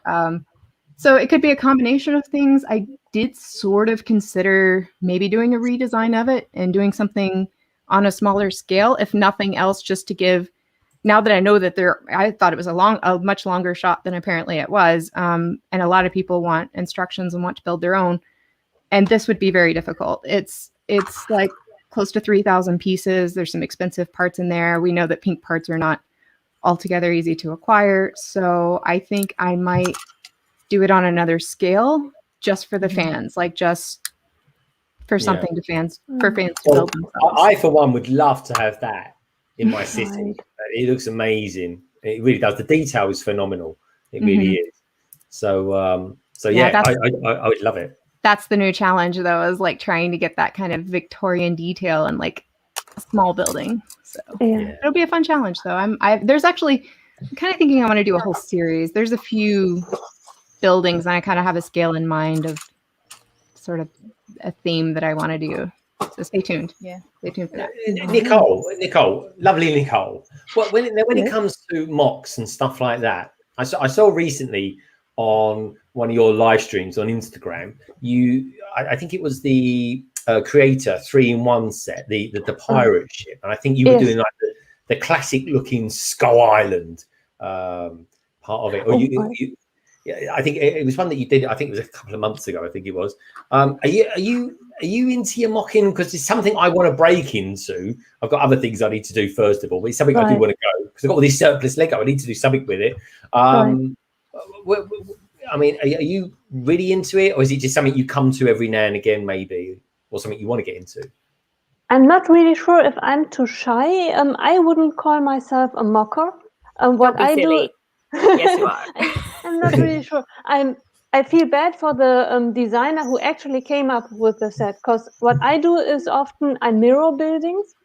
I take the set and you still recognize it, and then I make a modular building out of it, or I make it my own. But when you look at it, your first impression is always, oh, I know it. That's this set. And only when you look closer to it, like Andrea's house, when you look at front of the building, it's Andrea's house. But if you turn it, I now have a real modular building out of it with skylights, with the windows that you bought last week. I really like it, but it's basically still Andrea's house. I just made it my own by cheating, buying 2-3 sets of it, and then I have all the color scheme that I need. Don't have to go to Brick and Pieces, put everything together, love it. Yeah. I think that's a really great way to mock that, because not everybody can have Holly's basement and have an entire Lego store worth of parts, and also not everyone can hold in their mind exactly what parts are available in what colors. So actually just having multiple copies of a set in front of you, or one copy of a set in front of you, gives you the inspiration, and you can start playing with it. And I think it's a really great way to start. That's how I started. I started with like a mashup of a couple of different sets. And that was my first mock, that I was also reluctant to call a mock. I call it a mod. Yeah. A lot of people, I think, are. If there's one thing that I find with Lego YouTubers, maybe with people in general, I'm not too sure. But the one thing everyone's always a little bit shy about it, and you tell me what you think about this side, because I know you don't really, as a rule, do much mocking anyway. But I tend to find people are very shy to show off their mocks. What do you reckon, Si? Yeah, absolutely. But I think that's why mockumentary that Tech, Kevin, I'm Bored Toys, and Claire do. I think that's really good, because they'll admit that they're not the greatest at it, but they make a really good go of it, and they encourage people to show their creations as well with the hashtag mockumentary, and then they can show theirs. It's like a safe space, so no one's going to judge them and go, "Oh my god, it's terrible" or whatever, and everyone's encouraging. Personally, I prefer to modify sets. If I want to mock stuff, it would be a bit more expensive for me. I think I like to look at people who make mocks. I think it's so creative. But I like to modify. Like, if I were to get a bit, like I have a police station that I'll make a video on sometime, but I extended it, put toilets into it, put proper backs on with proper jail cells, everything like that. Even this one here, I completely took away this balcony. I put in a balcony. I can't move it because everything will fall out.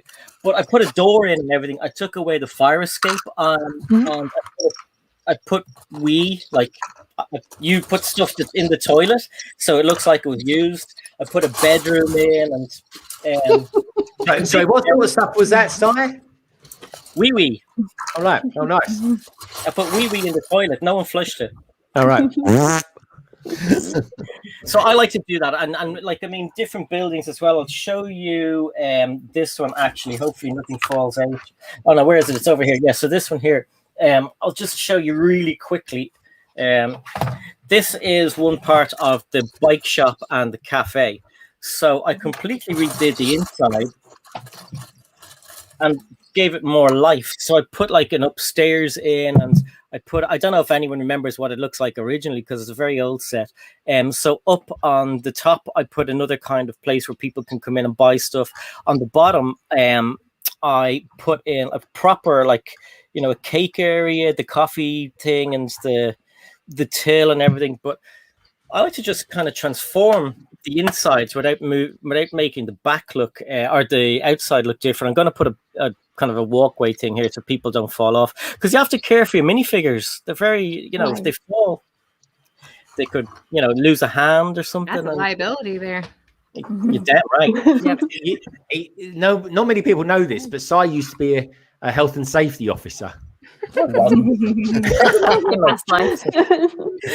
I remember when the parents, like, we used to go away with our parents and our parents' friends and stuff, and everyone would get into one car. So you'd be down on the floor where the passenger is, and 6 kids would be in the boot, and it'd be children everywhere and adults, like, it's just like, so health and safety, no. Although the good old days, the good old days. The good old days, yeah. Kids were made of rubber. In the back. Mm-hmm. Very cool. Very cool. Well, what about you, Richard? Oh, I get mocked all the time, man. Usually for my height. Well, what about mocking and stuff like that? Have you? Because you're building a city. I think your city's coming together as quick as my one is. In all honesty. Yeah, mate, it's just too cold to go out there and do anything with my city. But yes, look, the extent of my mocks is to take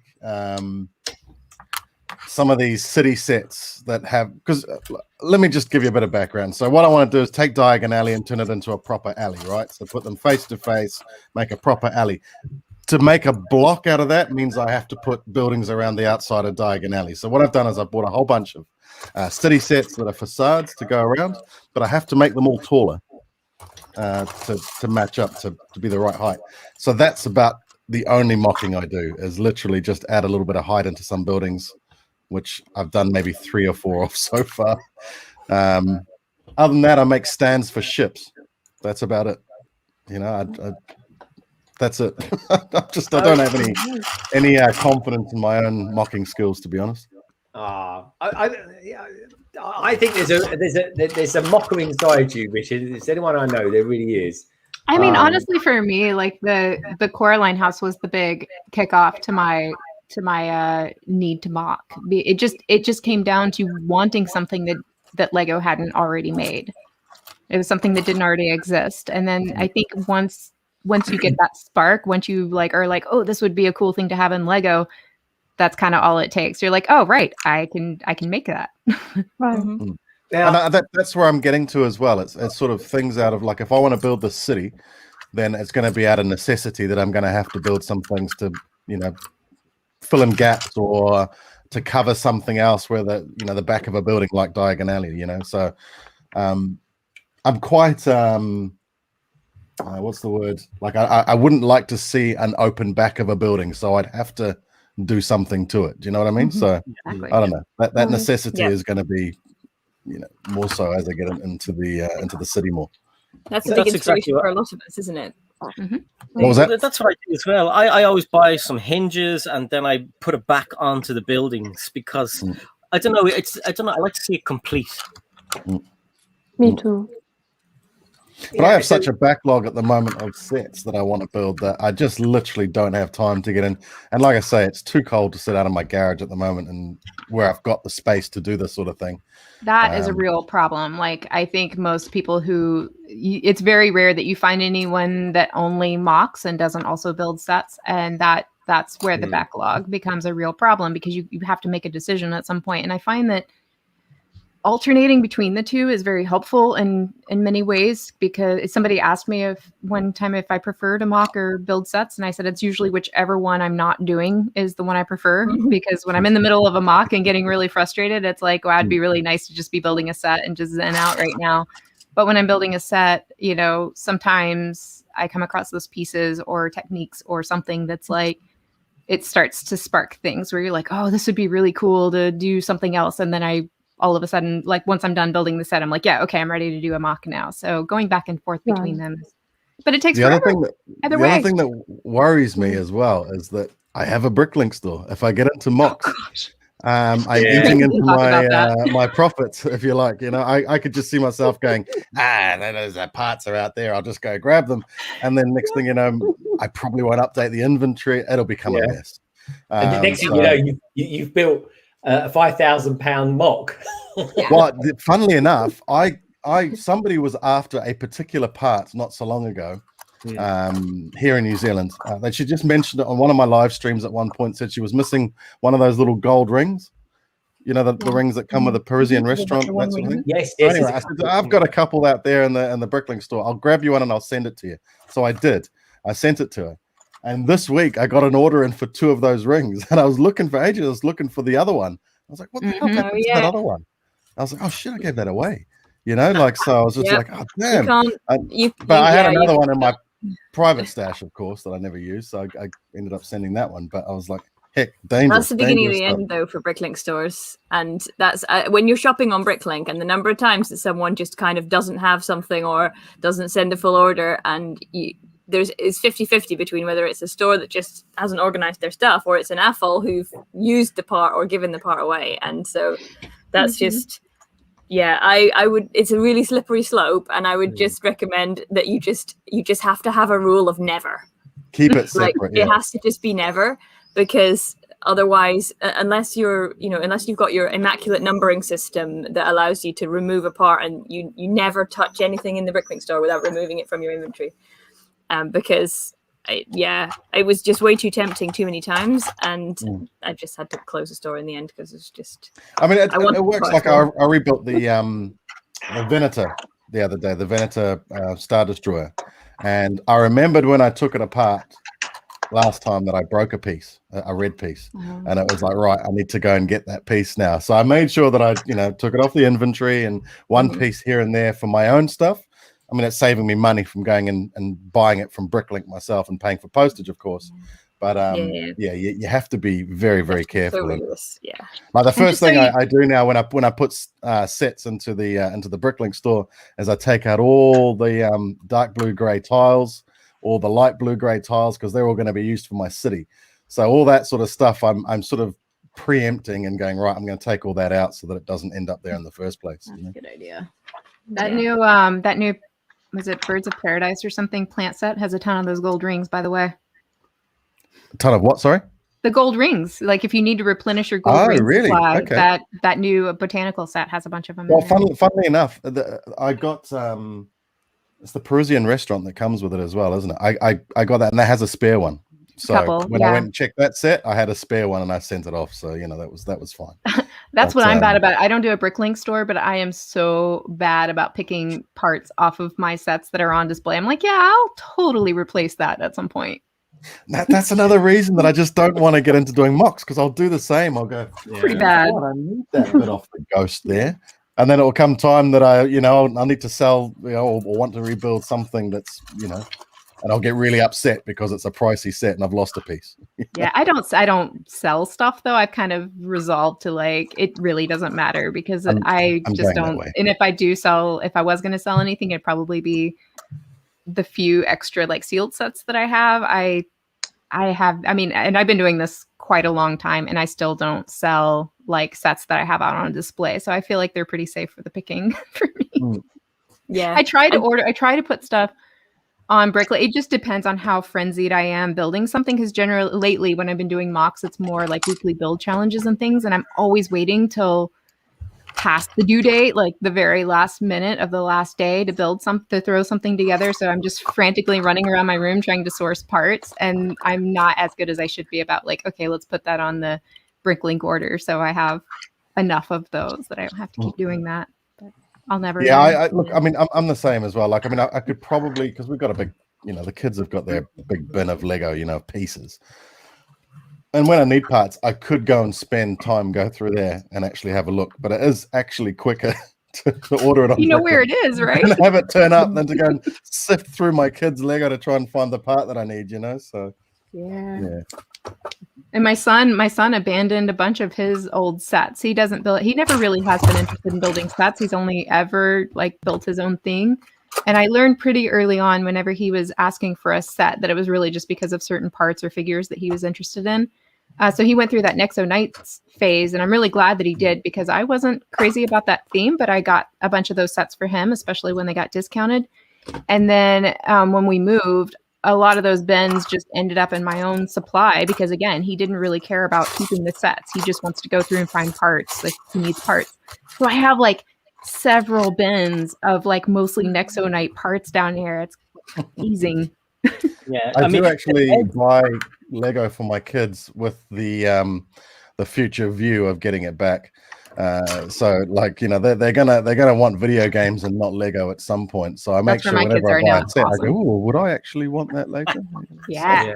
What about you, Si? Is that what you do?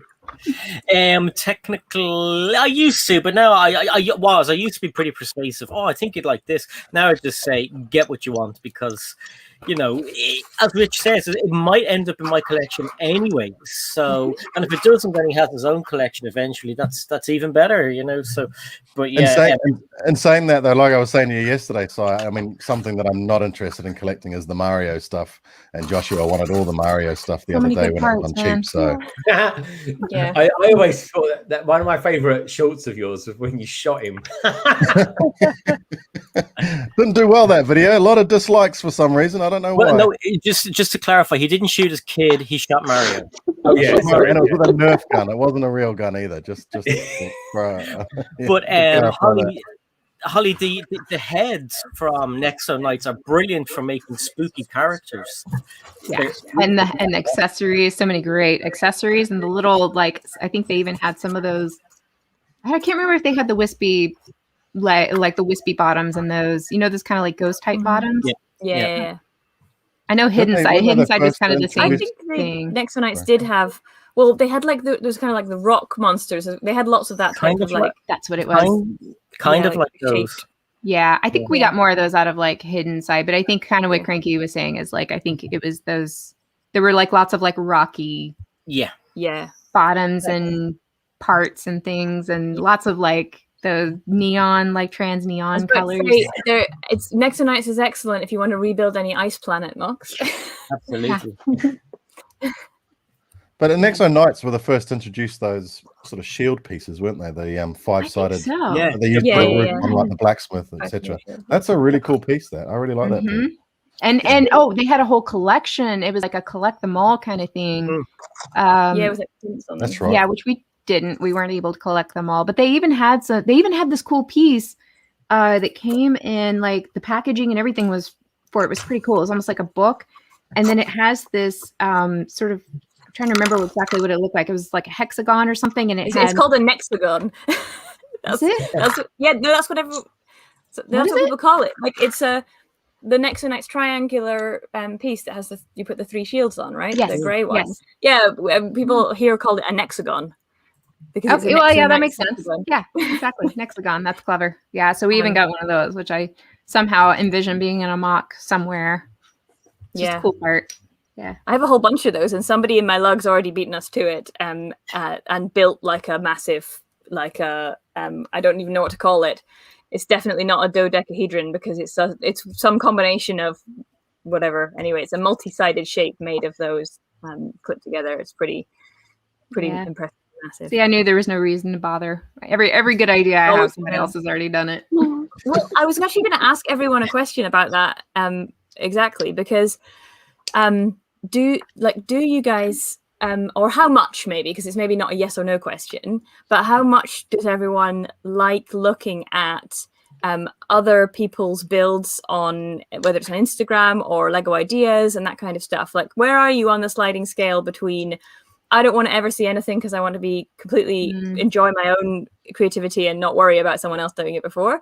Or is it I want to learn every new technique as soon as someone does it and keep in touch with all of it? So like, I just want to know where everyone is on that scale. that I try to keep a finger on the pulse just so I know what has already been done. So I tend to not like to do things that has already been done. It just takes the wind out of the sails when I am in the middle of it and then I find out someone's already done something. And not to say you're always going to do something differently. So sometimes it matters, sometimes it doesn't. But I just tend to find that I like to do things that haven't been done. So I'm like compulsively looking for like inspiration, but also to be like, okay, yep, someone already did that. No point. Yeah. But that is sad. I need to cull my Instagram feed. I need to cull my Instagram feed because it's just full of gunships at the moment. Yesterday it was full of VW campers, and now it's full of bloody gunships. Yeah, So, that is I need good. to get rid of the leakers and get some more mockers in there. Maybe that'll swing me that way a bit more. Yeah. But I think I really like to look at others' builds to get inspiration.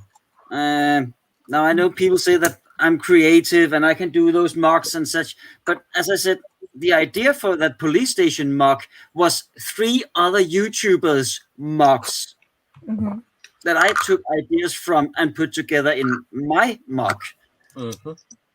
Yeah. Right. So I love pulling inspiration from others. Right. Yeah. And you never will end up with the same building because, for example, Catherine, she built Andrea's house and I built Andrea's house. And we started with the basic set, with the same set. I dare say if we put them next to each other, it's not that I copied Catherine's build. Mine looks different because I have different parts. I have a different personality. I have different likes, even if it's basically the same set. Yeah. Yeah. And from a distance, those builds would both look very similar because they're both roughly in proportion. The aim was to close up the back and close up the roof, and they're in proportion with each other. But they're completely different. That's kind of what's fun about the build challenges too, is like when everybody has the same prompt and you're all supposed to build the same thing, and of course everything looks vastly different. That's right. That's kind of the sweet spot, I think. Yeah. When it comes to people who I like, there's one person who I know we all follow this person on Instagram, and that's DigiBricks. The stuff she does blows my mind. I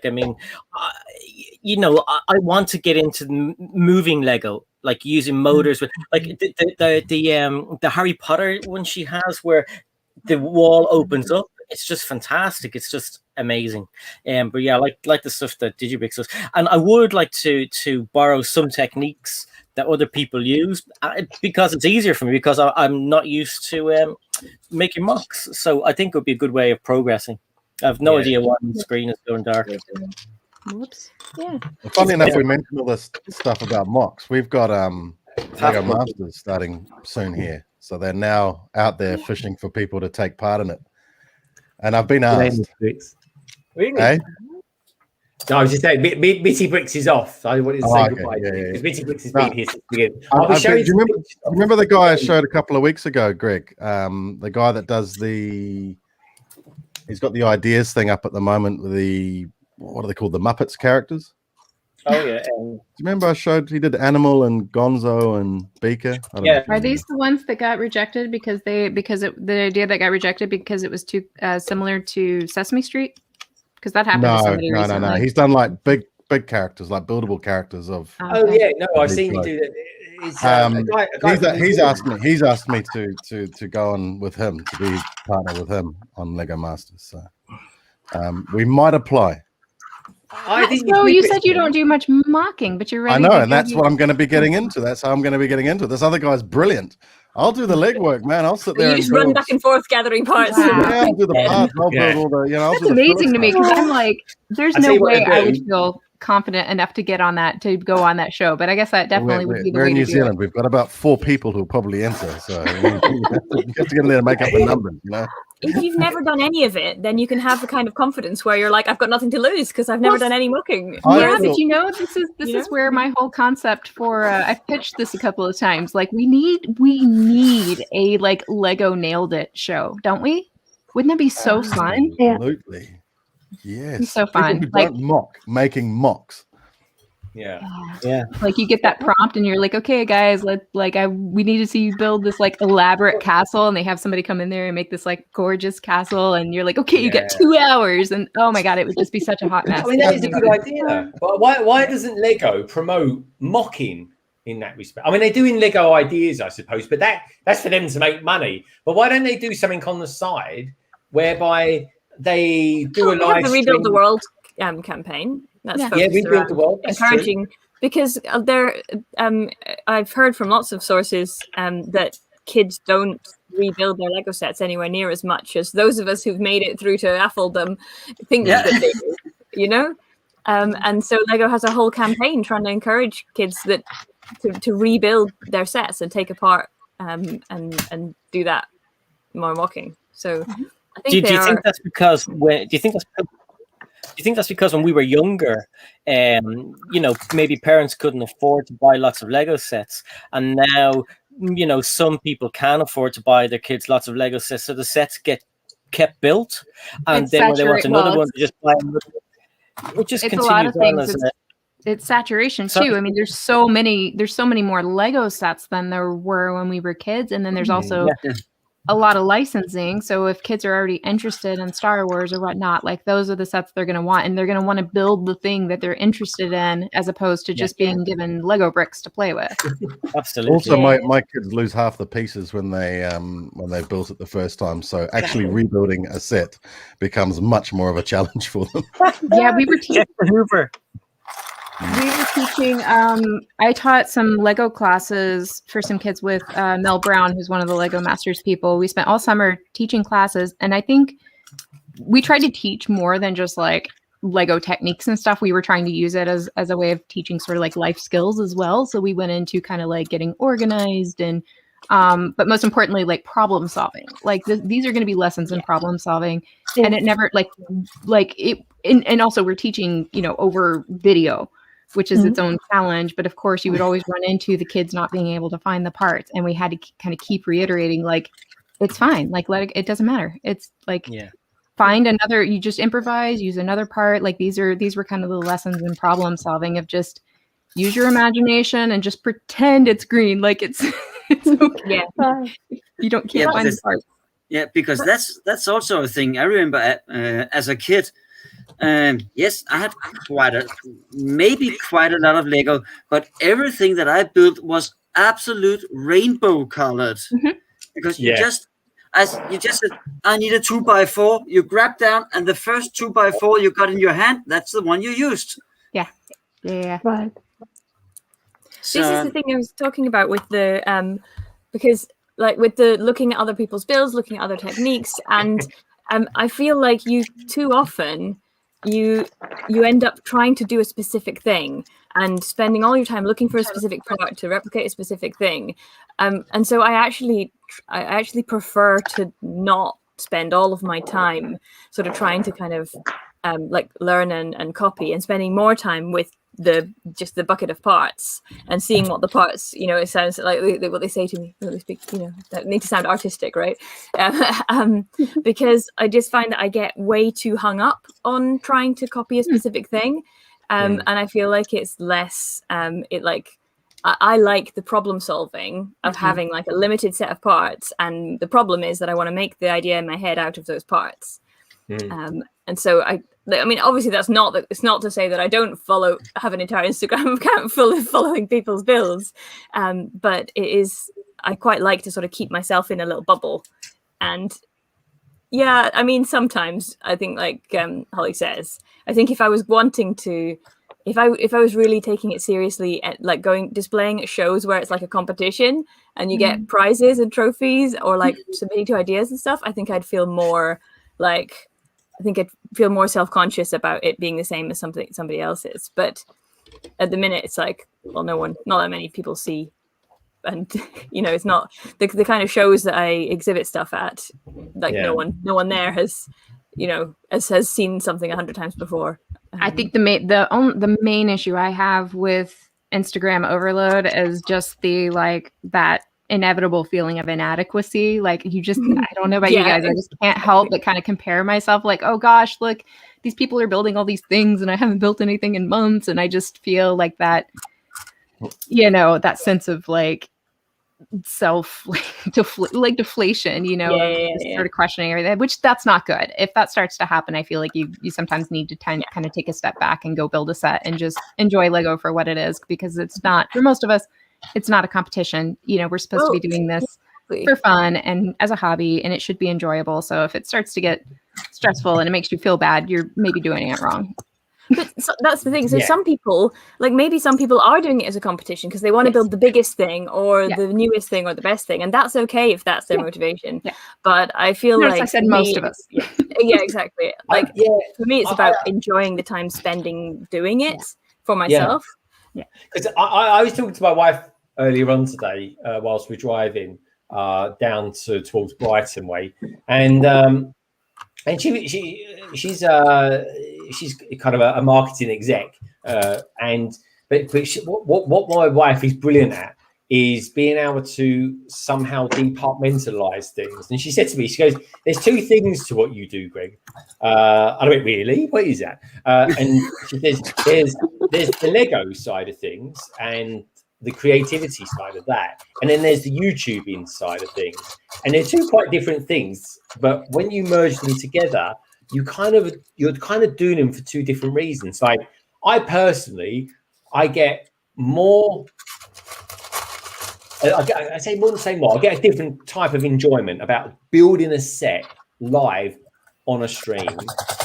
But when I'm at home and I'm building it under no cameras, no pressure, or anything like that, I get a completely different building experience. It's even slower, in all honesty, folks. It really is.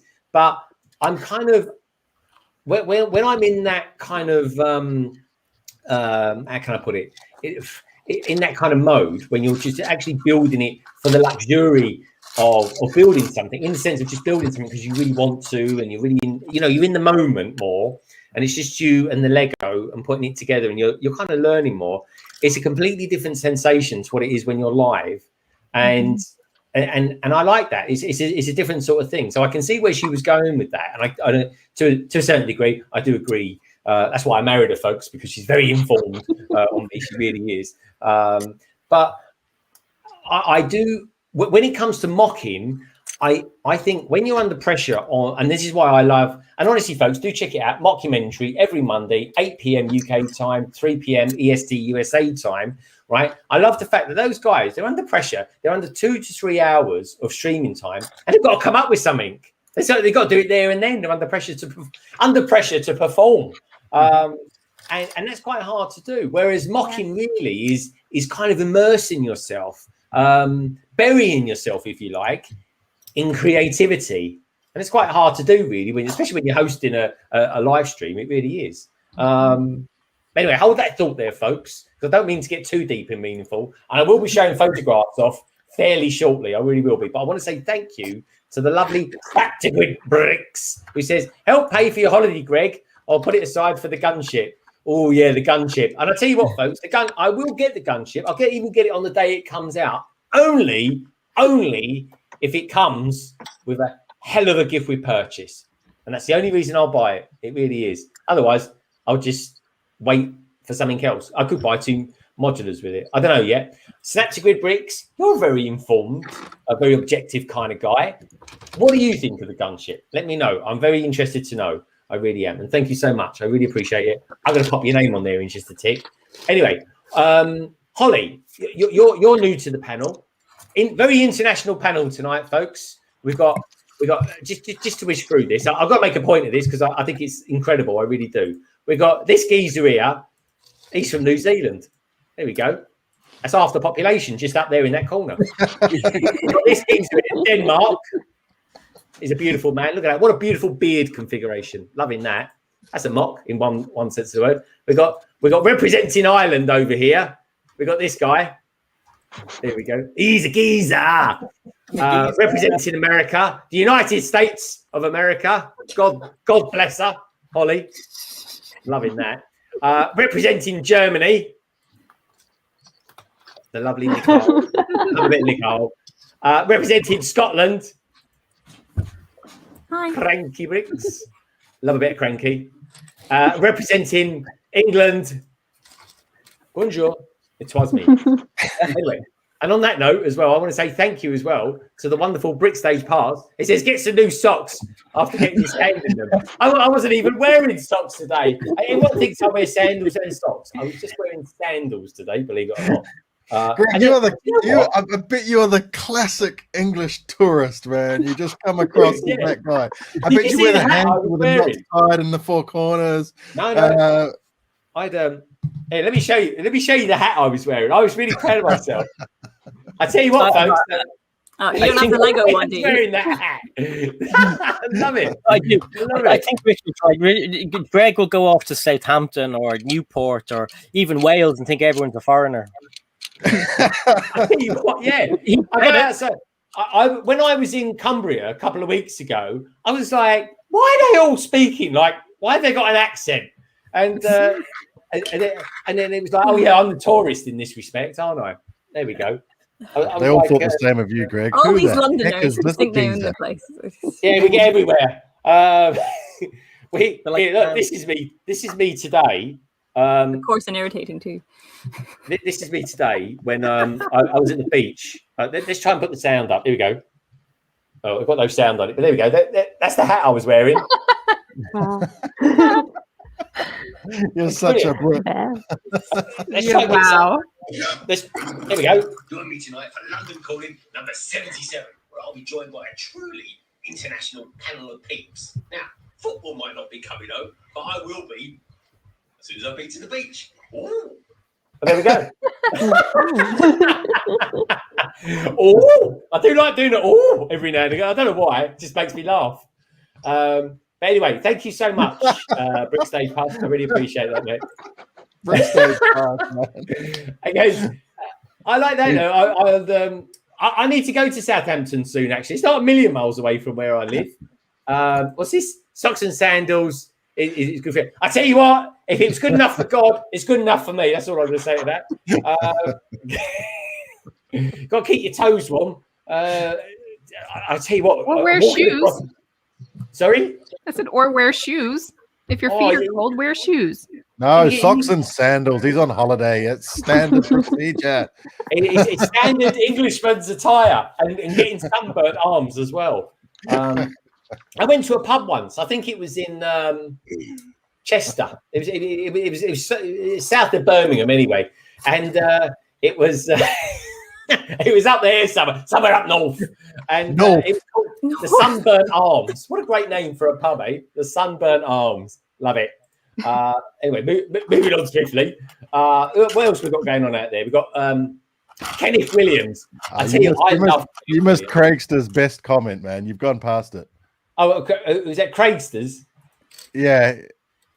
Not typical Brit. Just said 42-inch TV with it. I did actually, and I tell you what, I'm not kidding, folks. You couldn't see any of it. I couldn't see anything that was on it today because it was so bright. I was like, this is a waste of time. I was looking for a vivid setting on my iPad. I couldn't find it anyway because it doesn't exist. And I tell you what, I was doing as well. The signal down there was terrible. I'm doing this. Oh, come on, send! Send for the love of God, send! I was trying to get the story up for about 3 hours. But no, you were doing this. You had two hands, right? Yeah, were you shouting out? Jumping up, send! Send! Were you shouting out? We don't have this problem in London. Yeah, I did. I was like, can we build a mast down here or something, please? Oh my gosh, you would be lost in Oregon. If you go like 30 miles outside of the city, forget it. You're off grid. I feel like I'm off grid whenever I leave the M25. Anyway, look at why is he so? He looks so hot. Did he just come out of a microwave or something? He's been playing Fortnite, so when he plays Fortnite, he jumps up and down. He gets all Wow. excited. I actually need more drinks. Need more drinks too. He wanted to show the other builders on the stream his cars because he didn't show everybody. These have been on streams the last 2 weeks. These sets. I know. Get your money's worth, Si. Come on, no lag. Show us what you've been building because it looks amazing. And move it over this way a little bit. Now, and there. Now everyone can see. There we go. Robber's car. And what's this one? Nino. And what's this? That's actually a really cool police car, that one. That is It's okay. no lag. Can I ask you a question? Yeah. No lag. When you grow up, are you going to be a cop or a robber? Firefighter. It's going to be a firefighter. Oh, that's cool. That was a Nicole answer, wasn't it? You're going to be a robber, a fireman, a firefighter. Fireman. Yes, I'm going to be a fireman in the best Star Wars movie Star ever. Wars. I love Yeah. Star Trek. Yeah, I'm going to be in the best Star Wars film ever, Star Trek, Wrath of Khan. Yep. I agree. Or what my wife likes to do is like, would you like to go here or would you like to go there? And she goes, yeah. What? What? I love that. Yeah, I'll say to my wife, I say, do you like Jaguars or Land Rovers? And she'll say, I like the green one. I'm like, what? Actually, a friend of mine did ring me. Now, this is nothing against women, obviously, because I've male friends that do this. But this particular Yeah, FYI, a friend of mine rang me. She said, I got a new car. And I was like, oh, what type did you get? She got a pink one. I was like, okay. Did you say you're talking about the car? Greg. Oh, he froze. I need a screenshot of that. It's not as good as a force choke. I tell you what, folks, you want to see some mocking. I've seen some mocking of that force choke a few times. Hey, Rich. Yeah. Well, yeah, it was you. Oh. Anyway, no lag. How are you doing? How you doing? Good. You good? What did we do today? Tell everybody what we did today. So we actually saw the smoke and the flames, the fire. We saw a big fire on the hill. Yeah. Nice. Fire on the hill. Did you start? Scary, Sid? Yeah. He started it. He had a magnifying glass. And I don't. I know. Oh, there we go. That's not the story you told me to say, Dad. You open it. You want me to open what? You just say. What are we talking about? A fire in the hill. What do you want me to open, you lunatic? Say hello to Richard. Because you're going to go in and say hello to Richard. Hi, Richard. And say hi to Woodshop Teacher. Hi, Woodshop Teacher. Say hi to Holly. Hi, Holly. Say hi to Nicole in the Hi, middle. Nicole. Say Hi, hello Lola. to Cranky. And there's Greg. Say hi to Hi, Greg. Greg. Wow. Look at all these cool new people that we Yeah. met today. Aren't they awesome? Yeah. You going to say goodbye? Yeah, bye. Bye. Bye. Goodbye. Bye. Later. Open that. Oh, the magnifying glass. Oh, right. No, I bought him a magnifying glass. I want to open it. I think I started something. Don't start fires. Set fire to it. Yeah.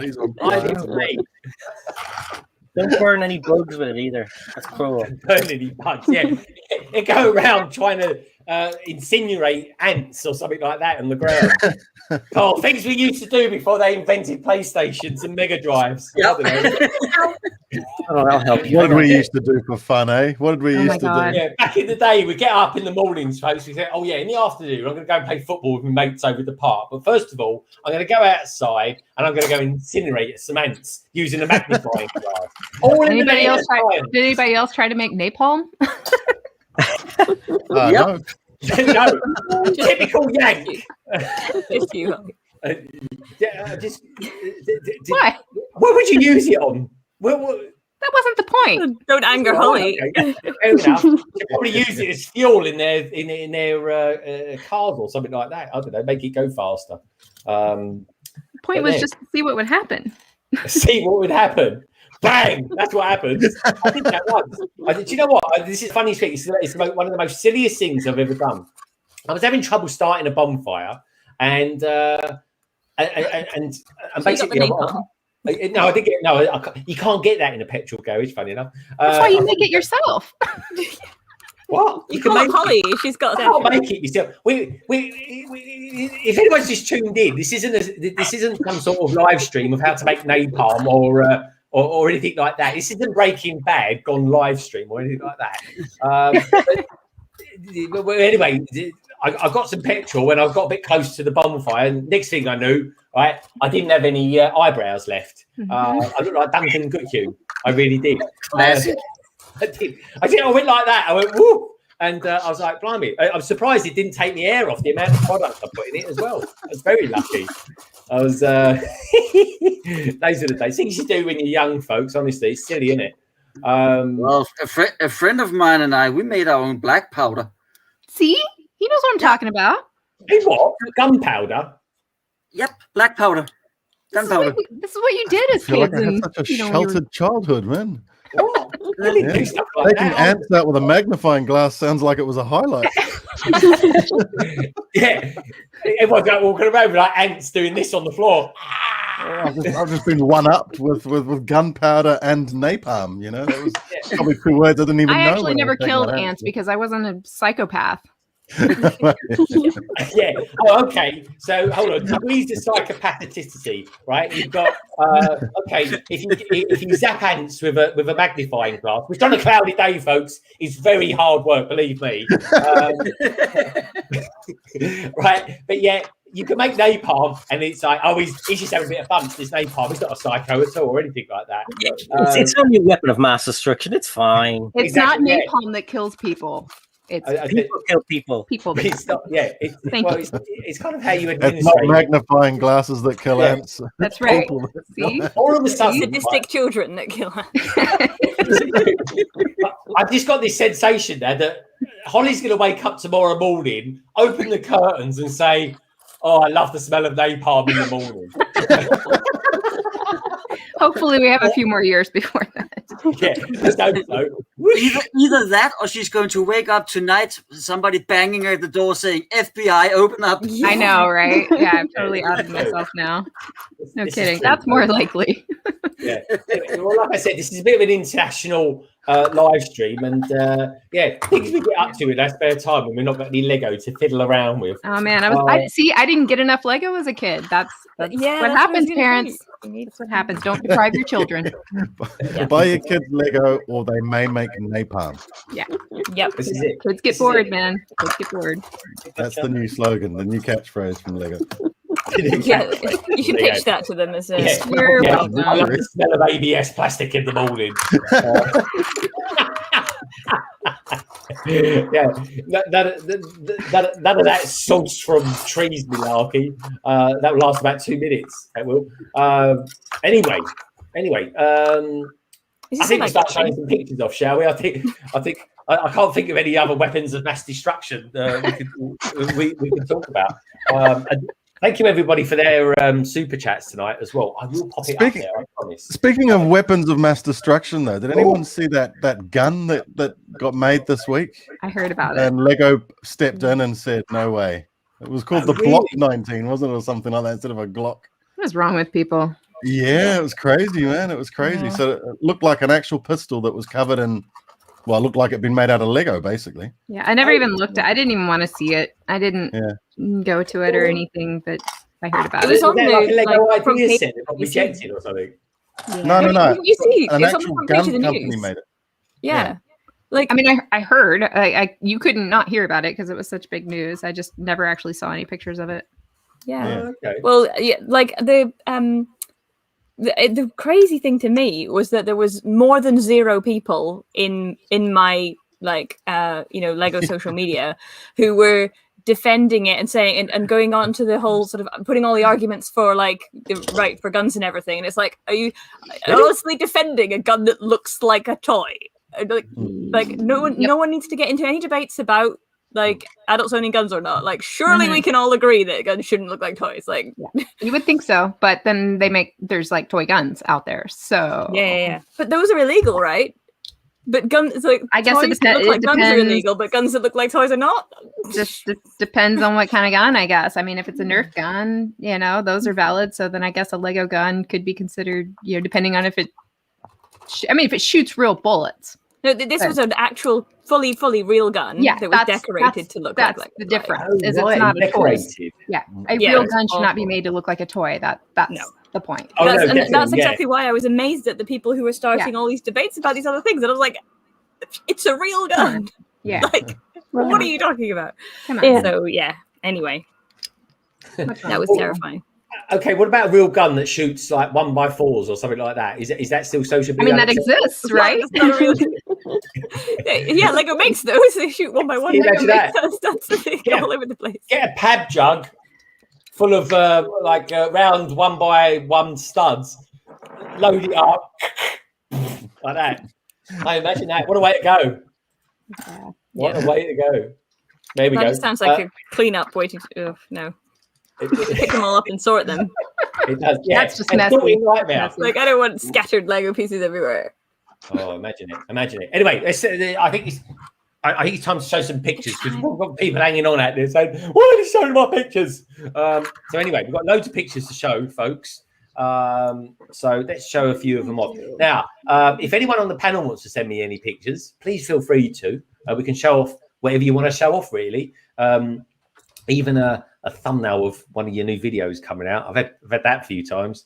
It does make me laugh. So anyway, the Brick Bods has sent me this. This is the first one. It says the Brick Bods. I think the screen's fairly clean. I was down the beach with it earlier on today, folks. Unsuccessfully, I might add. It says, I'm off out tonight. Hopefully, by the time you get the photos, my fab hubby, I'm glad it said fab hubby because I thought he said fat hubby. I thought, well, that's not very nice. We'll have got the kids to bed and having a sit down with you all. This is what he likes to do in our city. Hide Bruni in every more ridiculous places. Oh, thank you for that, the Brick Bods. Anyway, we love a little bit of Bruni, don't we, Holly? Anyway, this is Bruni. So I've got to make myself a little bit bigger so at least you can see the lovely pictures that the peeps have sent me. Here we go. There's Bruni. Oh, Nice. That's a good Very aeroplane. cool. Isn't that the excuse the sand and the seaweed on the screen as well, folks? But That's Amelia Earhart's, isn't it? Yeah, it's been in action. But yeah, that's that's what I'm trying to say. So what's the name of that? Amelia Earhart? Salamander?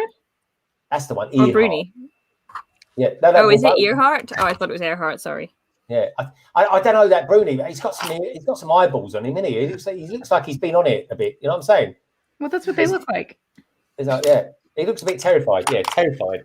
I do like that actually. We should do a little competition, maybe like hide them in places and try to find it. Also, someone sent me this. This is nice. Oh, that's just me. Thank you. Fooling with bricks. Actually, I'll tell you what. I'm going to show you Andy's one. Andy's going to be back on London Calling soon, folks, because he's got something special that he's going to be doing, and all will come clear when he's done it. But anyway, this is his mock of the London Underground. How cool does that look? Awesome, mate. That's one of the coolest things I've ever seen, actually. Awesome. That is awesome. Wow, that's cool. Yeah. Really nice. I'm loving that. It's London through and through. Andy, funny enough, it comes from Liverpool, believe it or not. I don't think they have underground there. But anyway, it's a top guy, folks. He'll be back on London Calling very soon. Oh, you didn't say Liverpool the right way. Liverpool. What do I need to say with an accent? Liverpool. Yeah. Liverpool. There you How go. about that? There you go. It's like two words, liver and like poo, as in Pooh Bear. So Liverpool. We'll all say it like what's his name? One of the Beatles. Nicole, I know you're a Beatle fan. Paul McCartney. Liverpool. Anyway, that's about as high pitched as I can go. I do apologise. Anyone who's Liverpudlian and watching this programme. Well, they're not anymore. I found out the other day. Scouser is a soup. Didn't know that. You do that. He goes, Fooling with Bricks, aka Barry. He says, yes, mate, I am just rendering it now. This is something new that Barry, aka Fooling with Bricks, has been working on. Any of you classic Lego lovers out there, you're going to love it. Prepare yourself. Incoming. There we go. How about that? Oh, yeah. I got that one right in my cabinet. Yep. Forest Mint. You're going to have to show us it for real, Holly. I can Honestly. get it. Yeah, it's right there. Is there anything Holly doesn't have? That's what I want to know. I don't have. There we go. Remind me next time to clean the screen. Sorry, folks, that is sand on there. There might be some fish and chips on it as well on the keys, but there we go. Keeping it real. You know what I'm saying? Keeping it real, folks. This is Eileen Park. She says, I built this while we were streaming. Thank you so much, Eileen. Look at this. Look, how magnificent. What a beautiful set of colours used to combine to make that lovely aeroplane. I like that. Very nice. Thank you. Nice bass speaker as well underneath that screen. I'm loving that as well, Eileen. Thank you so much. Tim Such, aka Bitty Bix, he sent this in. Look, he's done the Adidas stuff. Look at that. Good. Loving that. Looks very good, my friend. Looks very good. I'm liking these as well. These are scary. Imagine having a good night out, Richard, and then you wake up next to these. Happened before. There we go. Those are the days. I tell you, it make train spotting look like Mary Poppins. Anyway, Barefoot and bricks. This is this is nice. I'm liking this. Coral reef diorama. Work in progress. There we go. This is awesome, mate. I tell you what, this would look really good animated. There we go. Look at that. Loving that. Lots of coral on the go there. I'm liking the diver as well. And you know what? That submarine he's got there, you can pick that up for £9. Honestly, folks, it's awesome. It's a really cool little set. Thank you, Paul, for that. Abigail, has Abigail sent me anything? Oh, yeah, Abigail said, so I asked ABS Bricks, I said, do us a favour. I sent us a picture of something. She sent me this. She goes, is this good enough? I think it is. Here we go. Woo! Look at that. Ah, cool. Wow.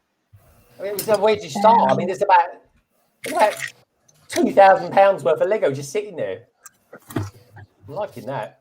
Nice. I'm liking that.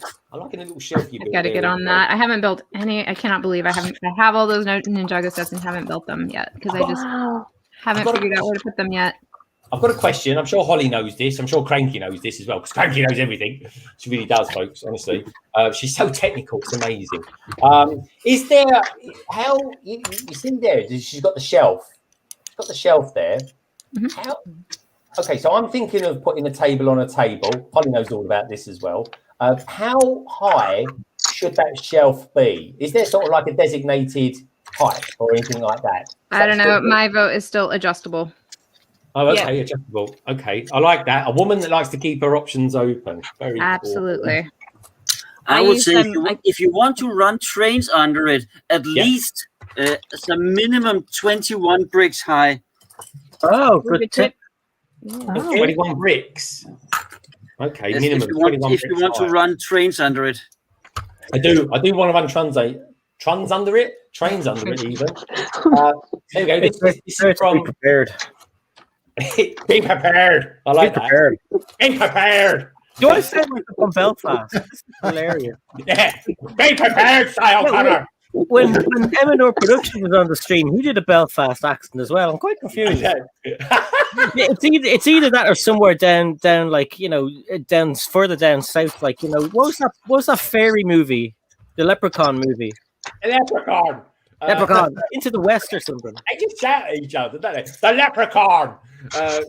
Anyway, this is Echo Bricks. I need some lines or something to try and work on my Irish accent. Anyway, this is from Echo Bricks. I know this is from Echo Bricks because I recognise the check.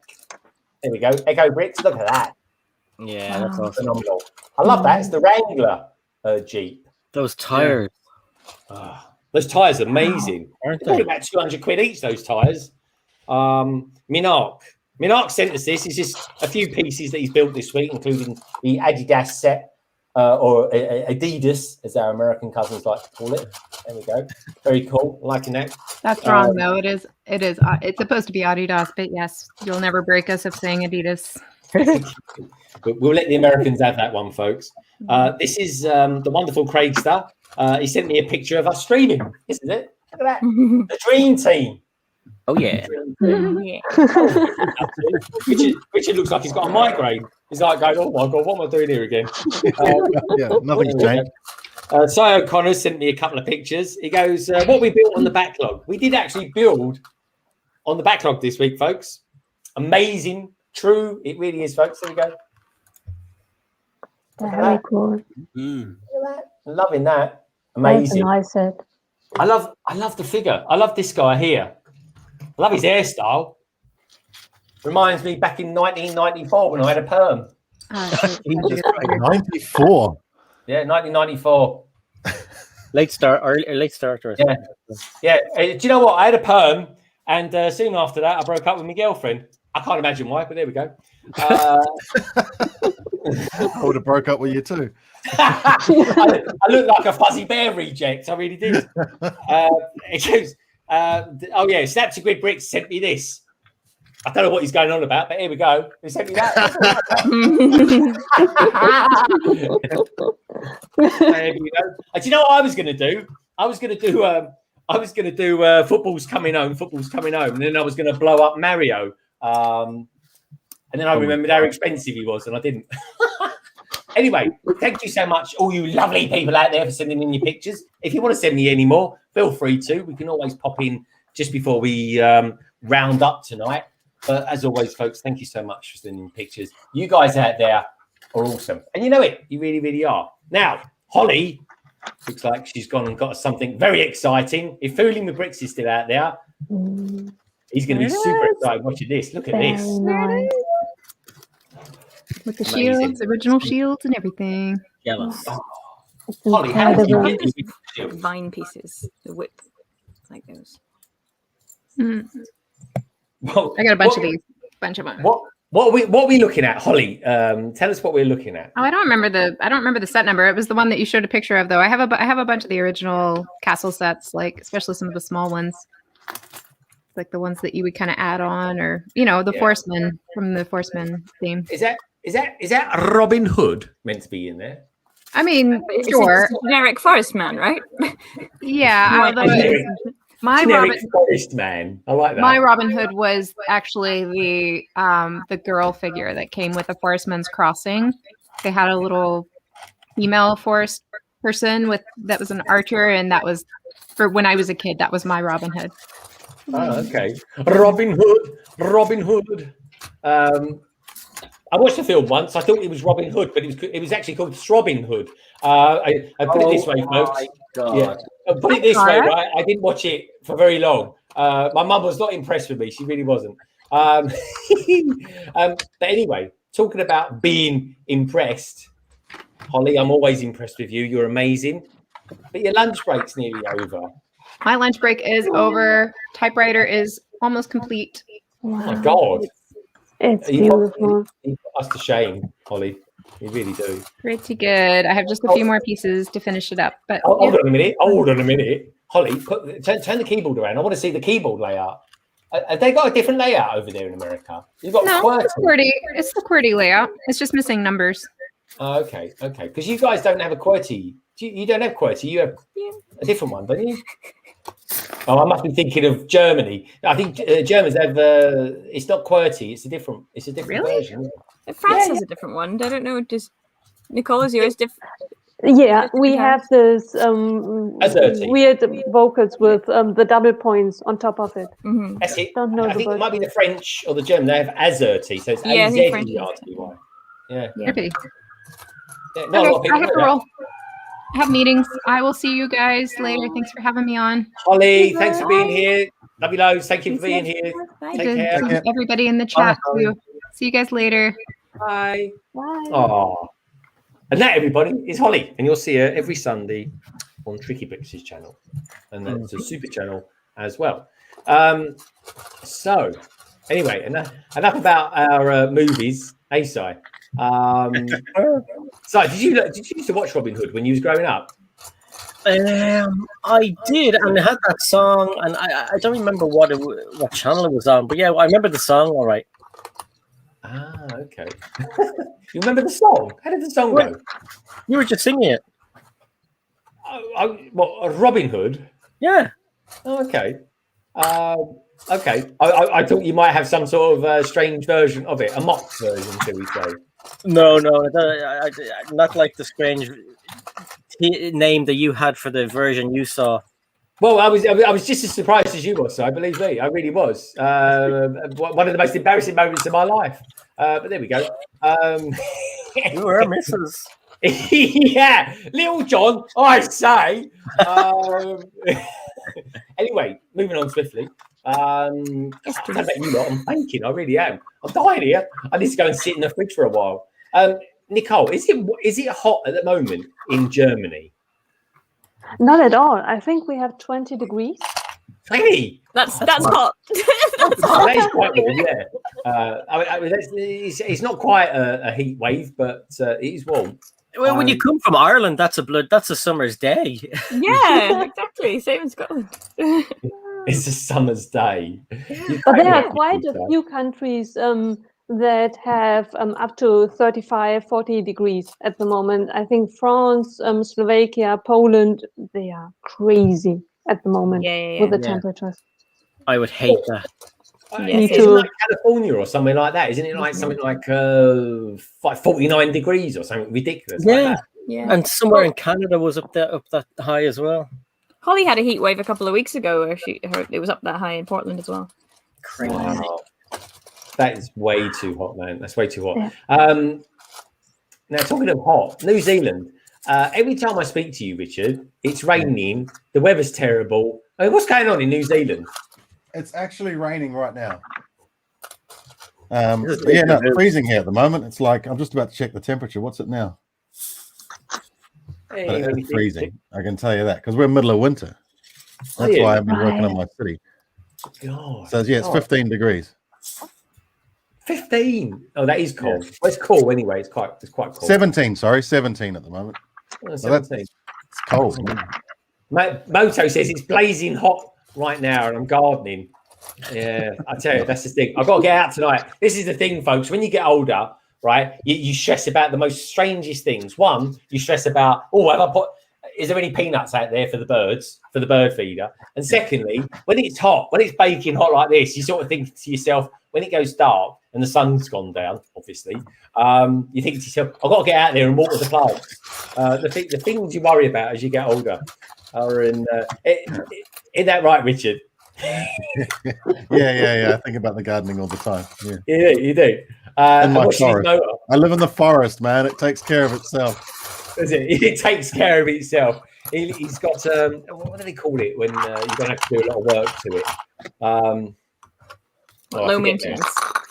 Low maintenance country he lives in. I literally live in the middle of a forest, a rainforest. So, a rainforest, yes. That's why it's always raining. It's always wet. Yeah. It's always wet.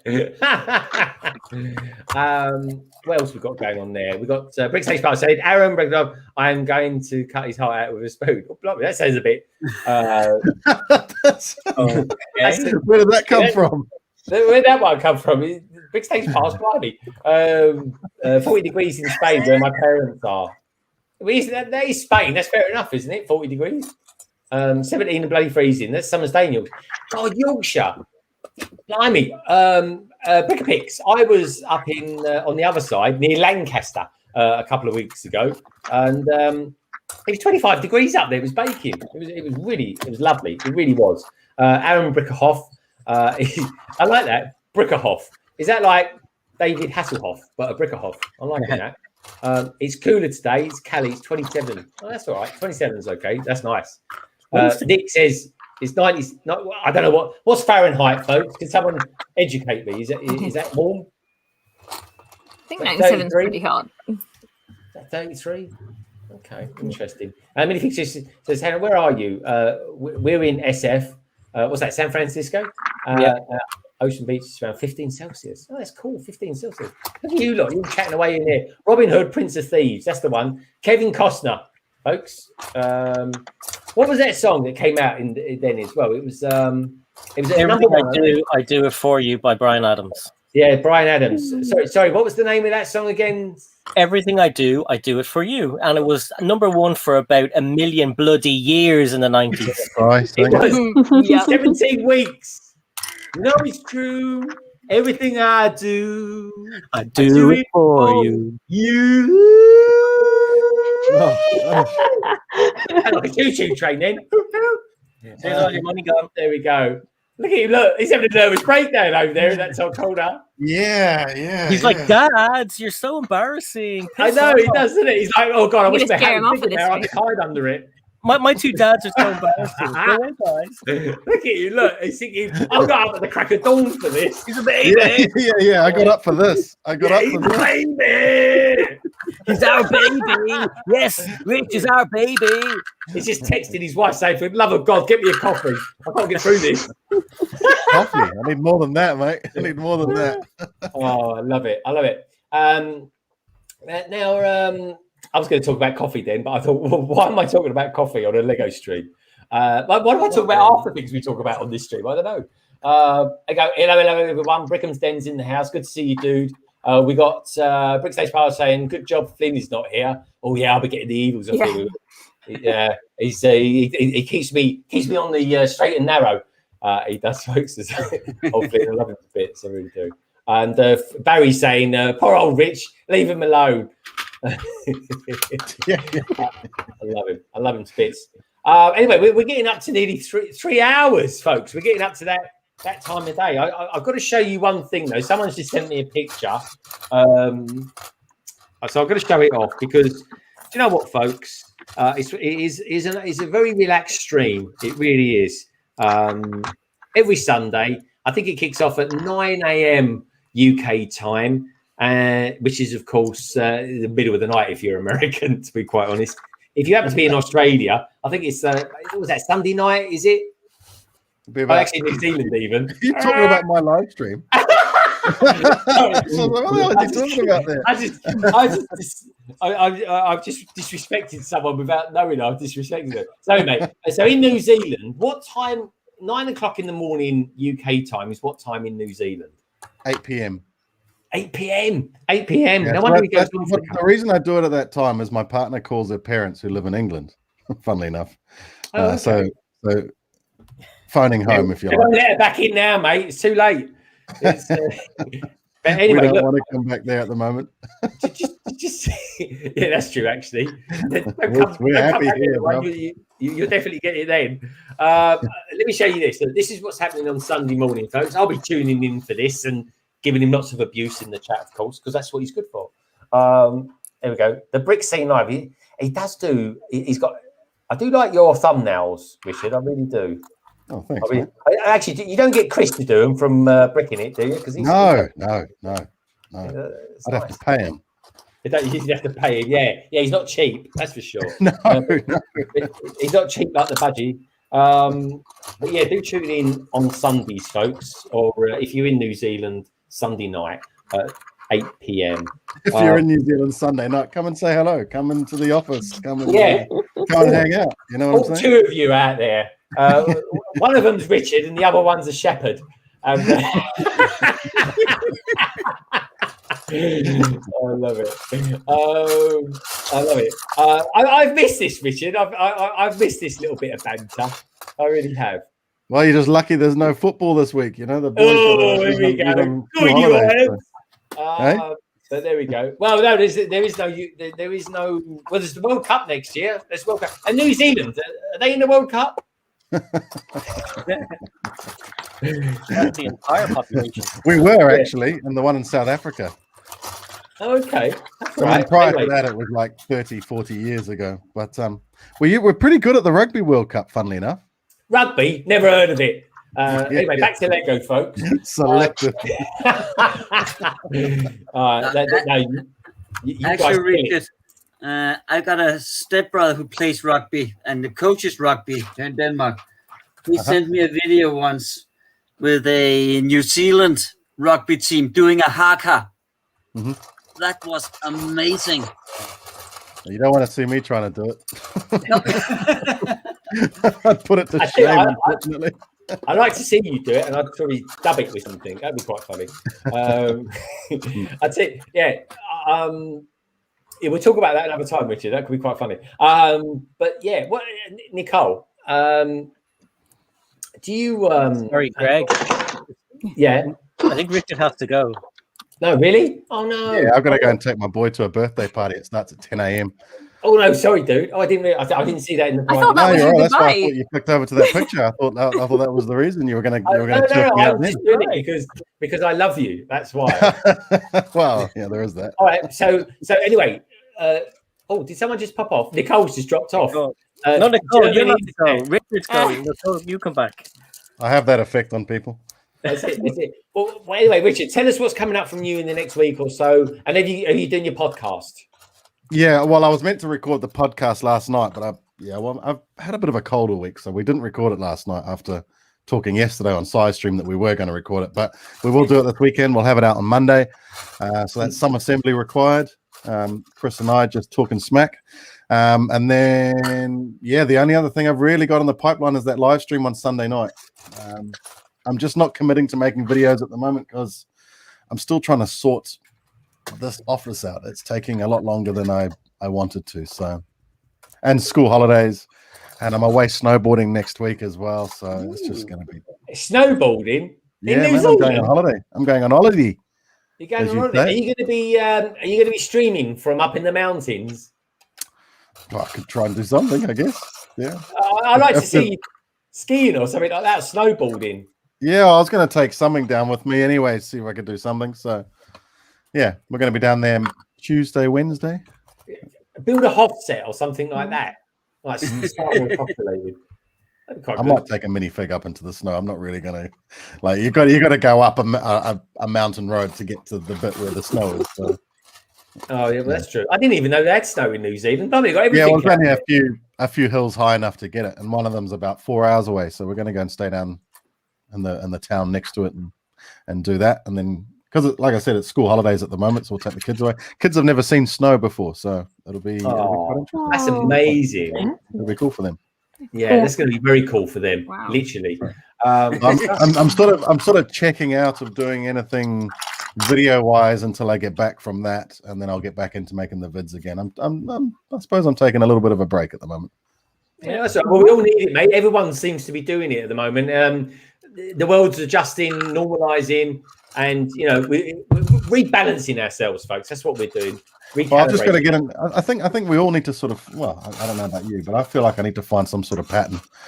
And yeah, with things changing, my work picking up as well. Now that we're out of lockdowns and people are able to fly again and stuff like that, so my work's picking up a bit. So fun.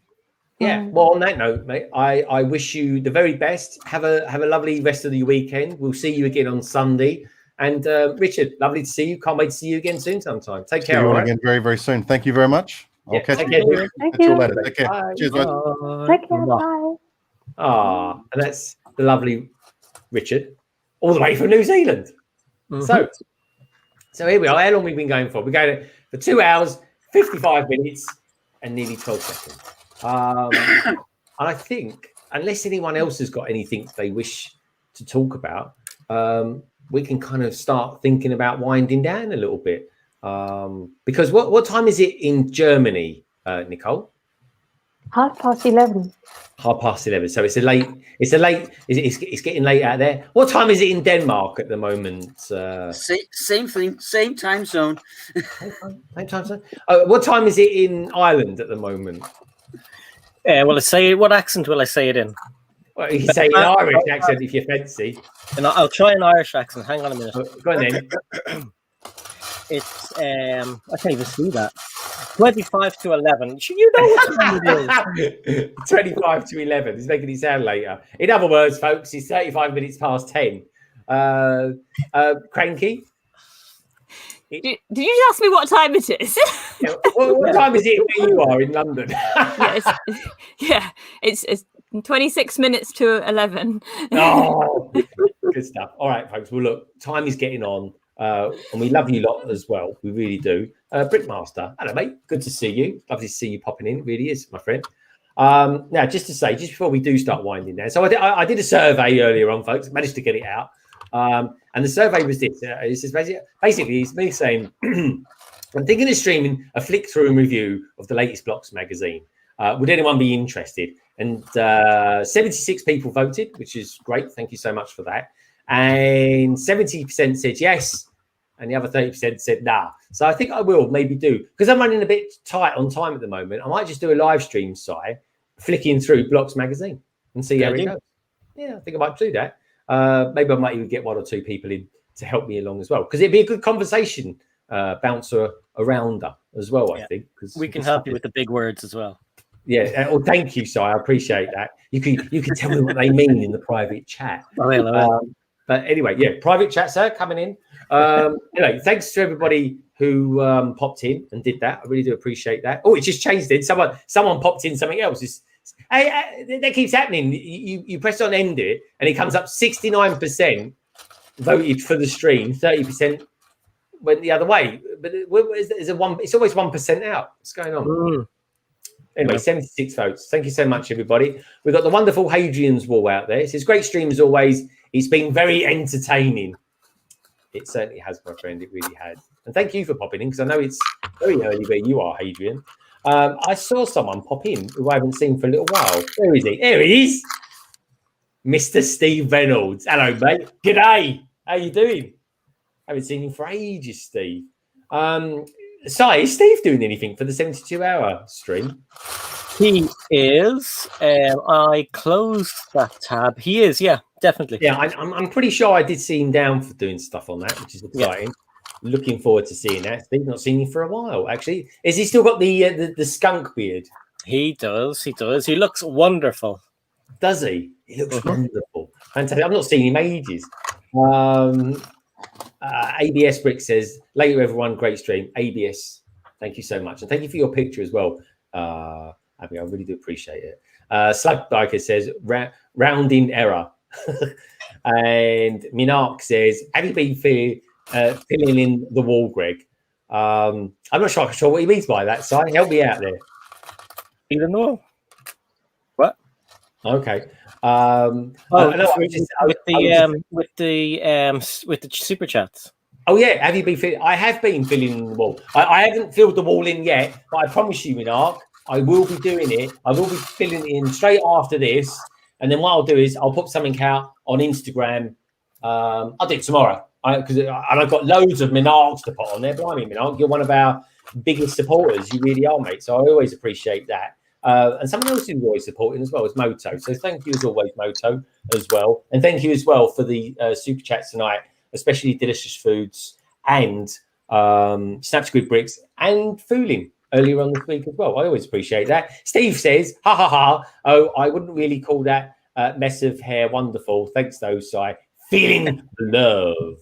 Anyway, let's go around the panel and see what these peeps are up to. In the next coming week or 2 or 3 or 4 or however long they fancy it. So where should I go first? Well, let's start.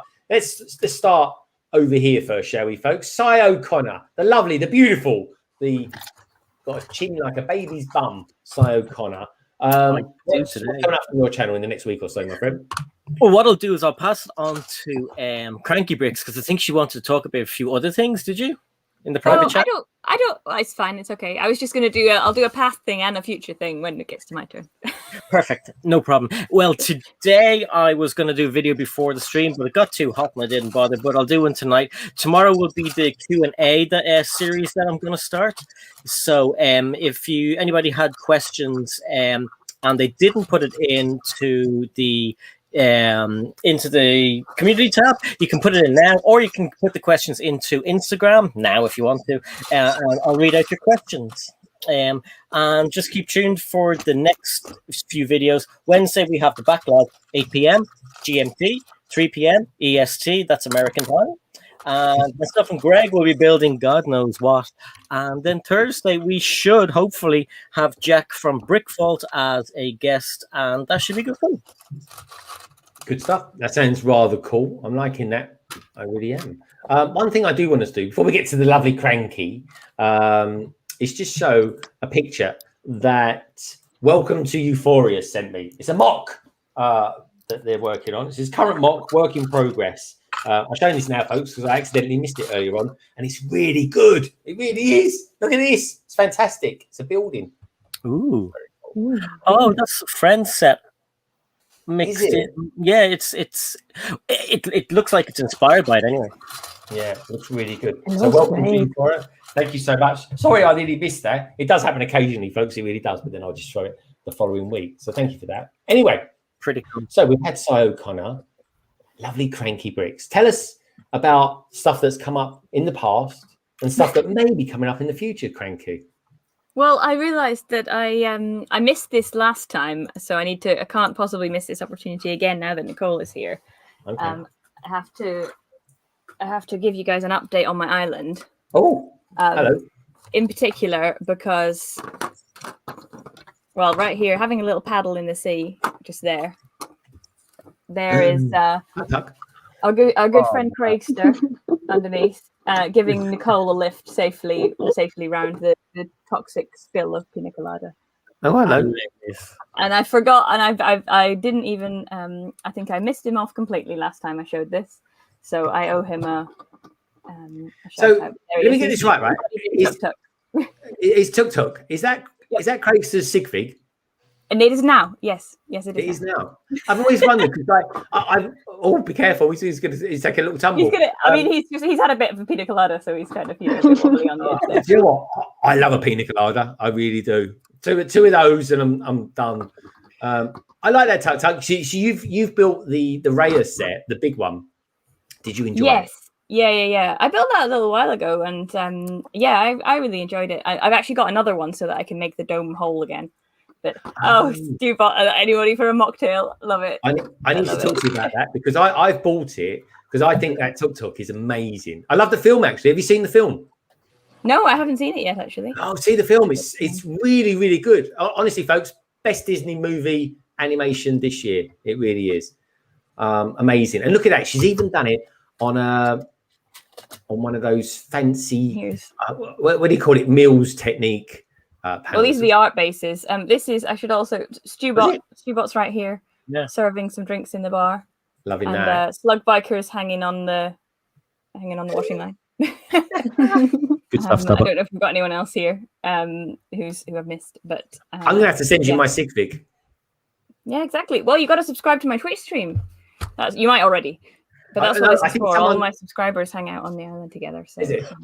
You are one of my favourite Twitchers. You really are. There's some good peeps out there on Twitch now. You don't know very many, but I'm still taking that one. I'll still take it as a compliment. So, it's true though. Nobody else is worthy of my time, Cranky. No. But yeah. So Cranky? What stuff? Oh, hold on. You've got something else. Sorry. I know this is just the same thing. This is just the bar. This is the beach bar that lifts out. I love it. What have they got on their head? Oh, it's complicated. Okay, it's complicated. People can choose their characters, and they can choose whatever they want. If they want a duck on their head, they that's what they can have. Yeah, well, back in the 90s when I had my perm and my girlfriend didn't want to go out with me anymore, and I said to her, "Why don't you want to go out with me?" I said, "Is it because of the perm?" She said the same thing. When it's complicated. Yeah. But no, it looks amazing. You are brilliant. And is that going to be on display anywhere as well? Because I went to the Lego store in Westfields in West London. Oh yeah, I need to swap that one out. You just took it out? No. I need to. Someone else is going to display there, and I need to go and sort that out. Thanks for the reminder. I need to get something displayed at a Lego store. I don't know why. I just do. I think it'd be nice. It'd be an achievement in my life. A tick of the box. Yeah. I'd love to do it. Well, yeah, send me a message when you've got something to display, and we'll okay. We'll do. That's good. But so this, if it goes ahead, this will probably be on display at the London Brick Festival in September, probably. But before that, we have our first show, the first London AFOL show in the last 18 months since we were in Alexandra Palace in January, is going to be the London Transport Museum show at the Acton London Transport Museum depot. So not in the Transport Museum in Covent Garden, but at the depot where all the vehicles are. Is our first post-ish pandemic show coming up. So I'm going to be building some trains, which is going to be lots of fun. Wow. So that's, and then what else do I have? I had a long list of things I needed to remember. So yeah, that's what I'm going to be building next on my streams is trains for the Acton show. I'll put a link for that.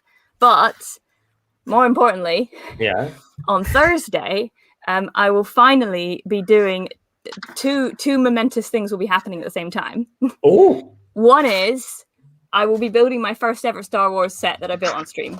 Oh my god! What one is that? I'll be doing it with Nicole on her Instagram channel. So we're going to be building it together on Thursday evening.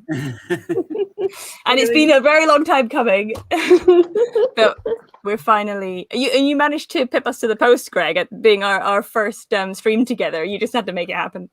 I didn't know that. What a strange universe. The cosmos, folks. It works in peculiar fashion. It really does. What amazing that is. Yeah, I think that was it. I was trying to remember a long list of things, but I think that was it. So Acton show if you're in London, then I'll post a link in the chat to the show and people can come along. Oh yeah, and send me a link and I'll put it down in the description below as well.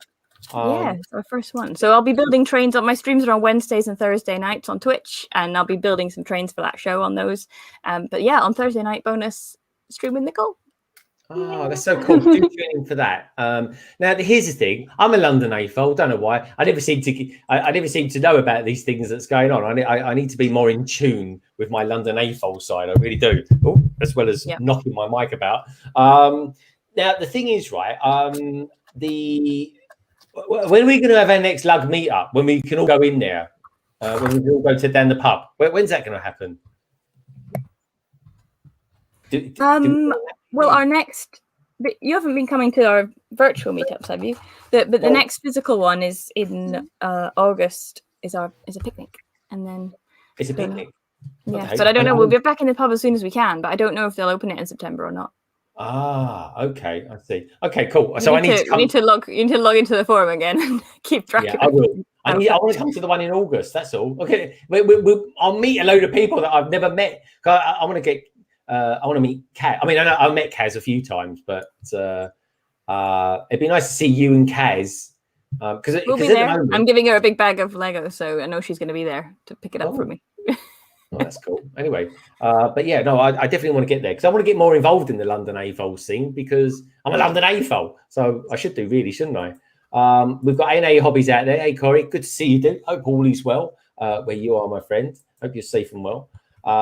He's giving out some love there to Sai and Cranky there, folks. That is the link. Now, I got all excited because I thought he was at the London Transport Museum, but it's not. It is. It's just at the other part of it. Yeah, that's just in Acton, not Covent Garden. Could you imagine the amount of people that are going to be going to Covent Garden going, oh, can I come in? They're like, yeah, it's not here, you've got to go back to Acton. But yeah, just make sure it's clear on that, folks. That's going to be exciting. I might have to go to that. We've got Slug Biker out there saying, looking forward to that Star Wars build. Cranky. Yeah, that's going to be amazing. So anyway, we kind of know what Nicole, aka Lady McBrick, is going to be doing this week. But tell us what may what you might have please just done. Tell me how you know. Because Cranky's got this she's like a sorceress, she is. She's got this ball of intuition that you look into and it tells you magnificent Lego things. Anyway, I'm running out. What about the rest of what you're doing? This is it. Tell us what else you're doing, Nicole.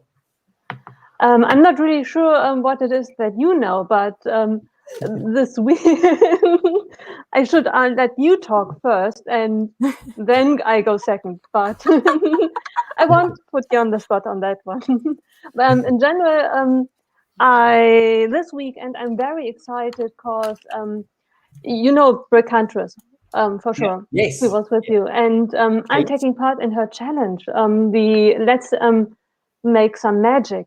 Yeah, and this weekend is the great revelation, and I'm building Hogsmeade. I made the buildings, I closed them up, and I have a little scenery, and everything will be revealed on Sunday. I'm very excited about that. Kate is amazing. She her challenges, the creativity that she inspires. I built my very first own mosaic. I never would have thought that I can build a mosaic. And it's not a brilliant mosaic like the ones Kate makes, but in my own word, it was nice. Right. And speaking of challenges, I am with a friend of mine. We both make a monthly challenge. Every 7 days, first 7 days of a month is Lego Dare in our brick build universe of Gio the big Jedi and me. In our world, we run a dare. Please feel free to join us. It's always at the first 7 days of each month. We dare you to join us on Instagram. Everything started last year in December when the advent calendar came out. We took the Star Wars advent calendar, which we thought is brilliant for a dare. Take each day the entry of the advent calendar. Either we have the calendar and you could just post something about that, or you took something else totally unrelated to Lego, maybe something that you already had, a TIE fighter or something, and that just run with it. We thought it's brilliant. It was fun. And since December last year, we do it each month. First 7 days, run a dare, different themes, and we just have fun on it. No rules, basically, other than our theme, and then have fun and be kind. That's the only thing. Definitely. Awesome. Yeah, that's what it's all about. Honestly, folks, spread that love, be nice to each other, and be creative. That's what it's all about. It's a beautiful message. It really is. Okay, so from Germany, let's pop to Denmark, shall we? Woodshop Teacher. I get the impression that you might be on holiday at the moment. What's going on? Yeah. Well, I have had 2 weeks all by myself. By Monday, the boys will be coming, and the coming week we will be off to Sweden. So nothing from me in the coming week. But the week after that, we will be home, and Silas and I has already planned that we will be doing a live stream of building the Harry Potter books. Ah, cool. We found them 2 or 3 weeks ago. We found the 4 books, and he said that I could not build those because he wanted to take part in that. So we will be building those 4 books, and we also plan to do a little trip to the Lego store in Copenhagen. And I hope that I could do a little vlog about that. If they are very nice, maybe I can film the pick a brick wall in there. Yeah, that would be amazing. So, the next week, nothing. Week after that, a live stream and hopefully a vlog of a trip to the Lego store. Wicked, yeah. Copenhagen, eh? Fantastic. Well, and Sweden as well. Brilliant. Blimey. We're getting around Europe like a good one, we are, folks. So yeah, so that's what's coming up from everybody. So that has been the panel tonight, folks. I just want to say thank you as well for Richard and Holly for popping in earlier on as well. It was great to see them guys and girls. It really was. They're good fun blokes and girls. But please do check out everybody who's in the panel tonight. I want to say thank you to Si O'Connor. Thank you to Cranky. Thank you for Nicole. We made it, Nicole. You made it on. Yes. Thank you. Thank you for having me. It was amazing. Honestly, it's been great having you here, Nicole. I love it. I mean, the one thing I really am enjoying at the moment is getting people on from Twitter, Instagram, and stuff like that. Because the amazing thing, folks, they're just like us. They're just like YouTubers. They really are. They just do the same thing on different platforms. And you know what? In some cases, folks, they're even better. So please do check out everybody's channel down in the description below, where, of course, tonight we talked quite a lot about organising stuff and things like that. And you'll find a really cool article down there from Cranky, who she did, which is very out of date now. I really need to. It's true. But get over there, folks. Check it out. It's down there. And then later on, when Cranky sent me the link, I'll pop a link down there as well to the London AFOLs and what they're going to be doing over at Acton for the Transport Museum as well. It's all about trains, so I'm looking forward to seeing that. I really am, because I like trains, and I'm really scared that when I start going down the path of trains, and I've got a few trains in waiting, I really have, folks, I really have. It's going to be one of those things that I really, really want to get into a lot, because there is a big community out there, Cranky, that are really just into Lego trains. It's like nothing else. Terrifying. It is. I'm just dabbling, and the show is transport. It's all transport and all London and all Lego, but it's just transport focused. But yeah, it's cool. And I tell you what, folks, I'm going to pop this in the. Can I pop the London Transport link in there now? Is that all right with you, Cranky? Yeah, I put it in the chat already, but you could. Oh, you put it in the chat. Okay, well, I'll put it in down in the description below, folks. But while we're chatting about it, I might as well pop it in there as well, like a good little London AFOL that I am. Honest. So coming up from London Bridge Bricks, that's me, of course. In the next week or so, there's going to be a couple of videos coming out. One's going to be my London haul. That is called my London holiday haul that I did when I was up north. I went to Liverpool. That's going to be coming out. I'm also going to be doing my video. It will come out, I promise you, folks, at the cabin. And then also, there'll be the adventure that I had today, building this on a beach. And not only that, I also tried to get it to float as well. That didn't work quite so well. But anyway, it was good fun and games. It really was. And you know what I did? I had to do it when I got there because I was cooking. Within 10 minutes of going there, my wife was going red and everything like that. I thought, right, I just got to knock the build out quick. Anyway, I had loads of fun doing it. It was good fun. And even my sig fig had quite a lot of fun as well, dressing him up into some sort of Paradisa Torso, excellent. Is that what it is? A Paradisa Torso? Honestly, Well, it's Neo Paradise. It's a new one, but yeah. Oh, yeah, okay. You are the Paradisa Queen. Top marks. You really are. You really are. I love that. But anyway, my sig fig doesn't look quite so well without his head on it, does it? I don't know if that's heresy or what that is, but there we go. Oh, where's my head gone? I'm losing my head. Oh, I am most of the time when I do this stream. I really am. But anyway, folks, look, it's been lovely to see you. I like that. Look, Darth saying, keep working on the Scouse accent. Darth, if you go back about, I don't know, an hour, you see that I was showing off your lovely mock as well. I didn't let anything out. I just said to him that there might be some news coming from you in the next week or so. Anyway, with that in mind, you lovely people, I just want to say, as always, folks, thank you for the panel being here. Thank you for all you lovely lot being out there as well. The likes of Minifig Chicks, Jar of Bricks, of course. We had Chef T in the house earlier on, Nicoletta, Bricksish, Delicious Foods. Thank you so much for the super chat, my friend. Barefoot on Bricks, Gary Millane, Minark. As always, thank you, mate. Brick Star Wars boy, haven't seen you for a while. Thank you for popping in, dude. Brick Stage Pass and Red Carnage, to name but a few. So, as always, folks, be kind to each other. Be kind to yourself, especially you mockers out there. And Lego is a wonderful thing. And each and every one of you lovely lot out there are too. Take care, everybody. I'll be the same. And I'll see you all soon.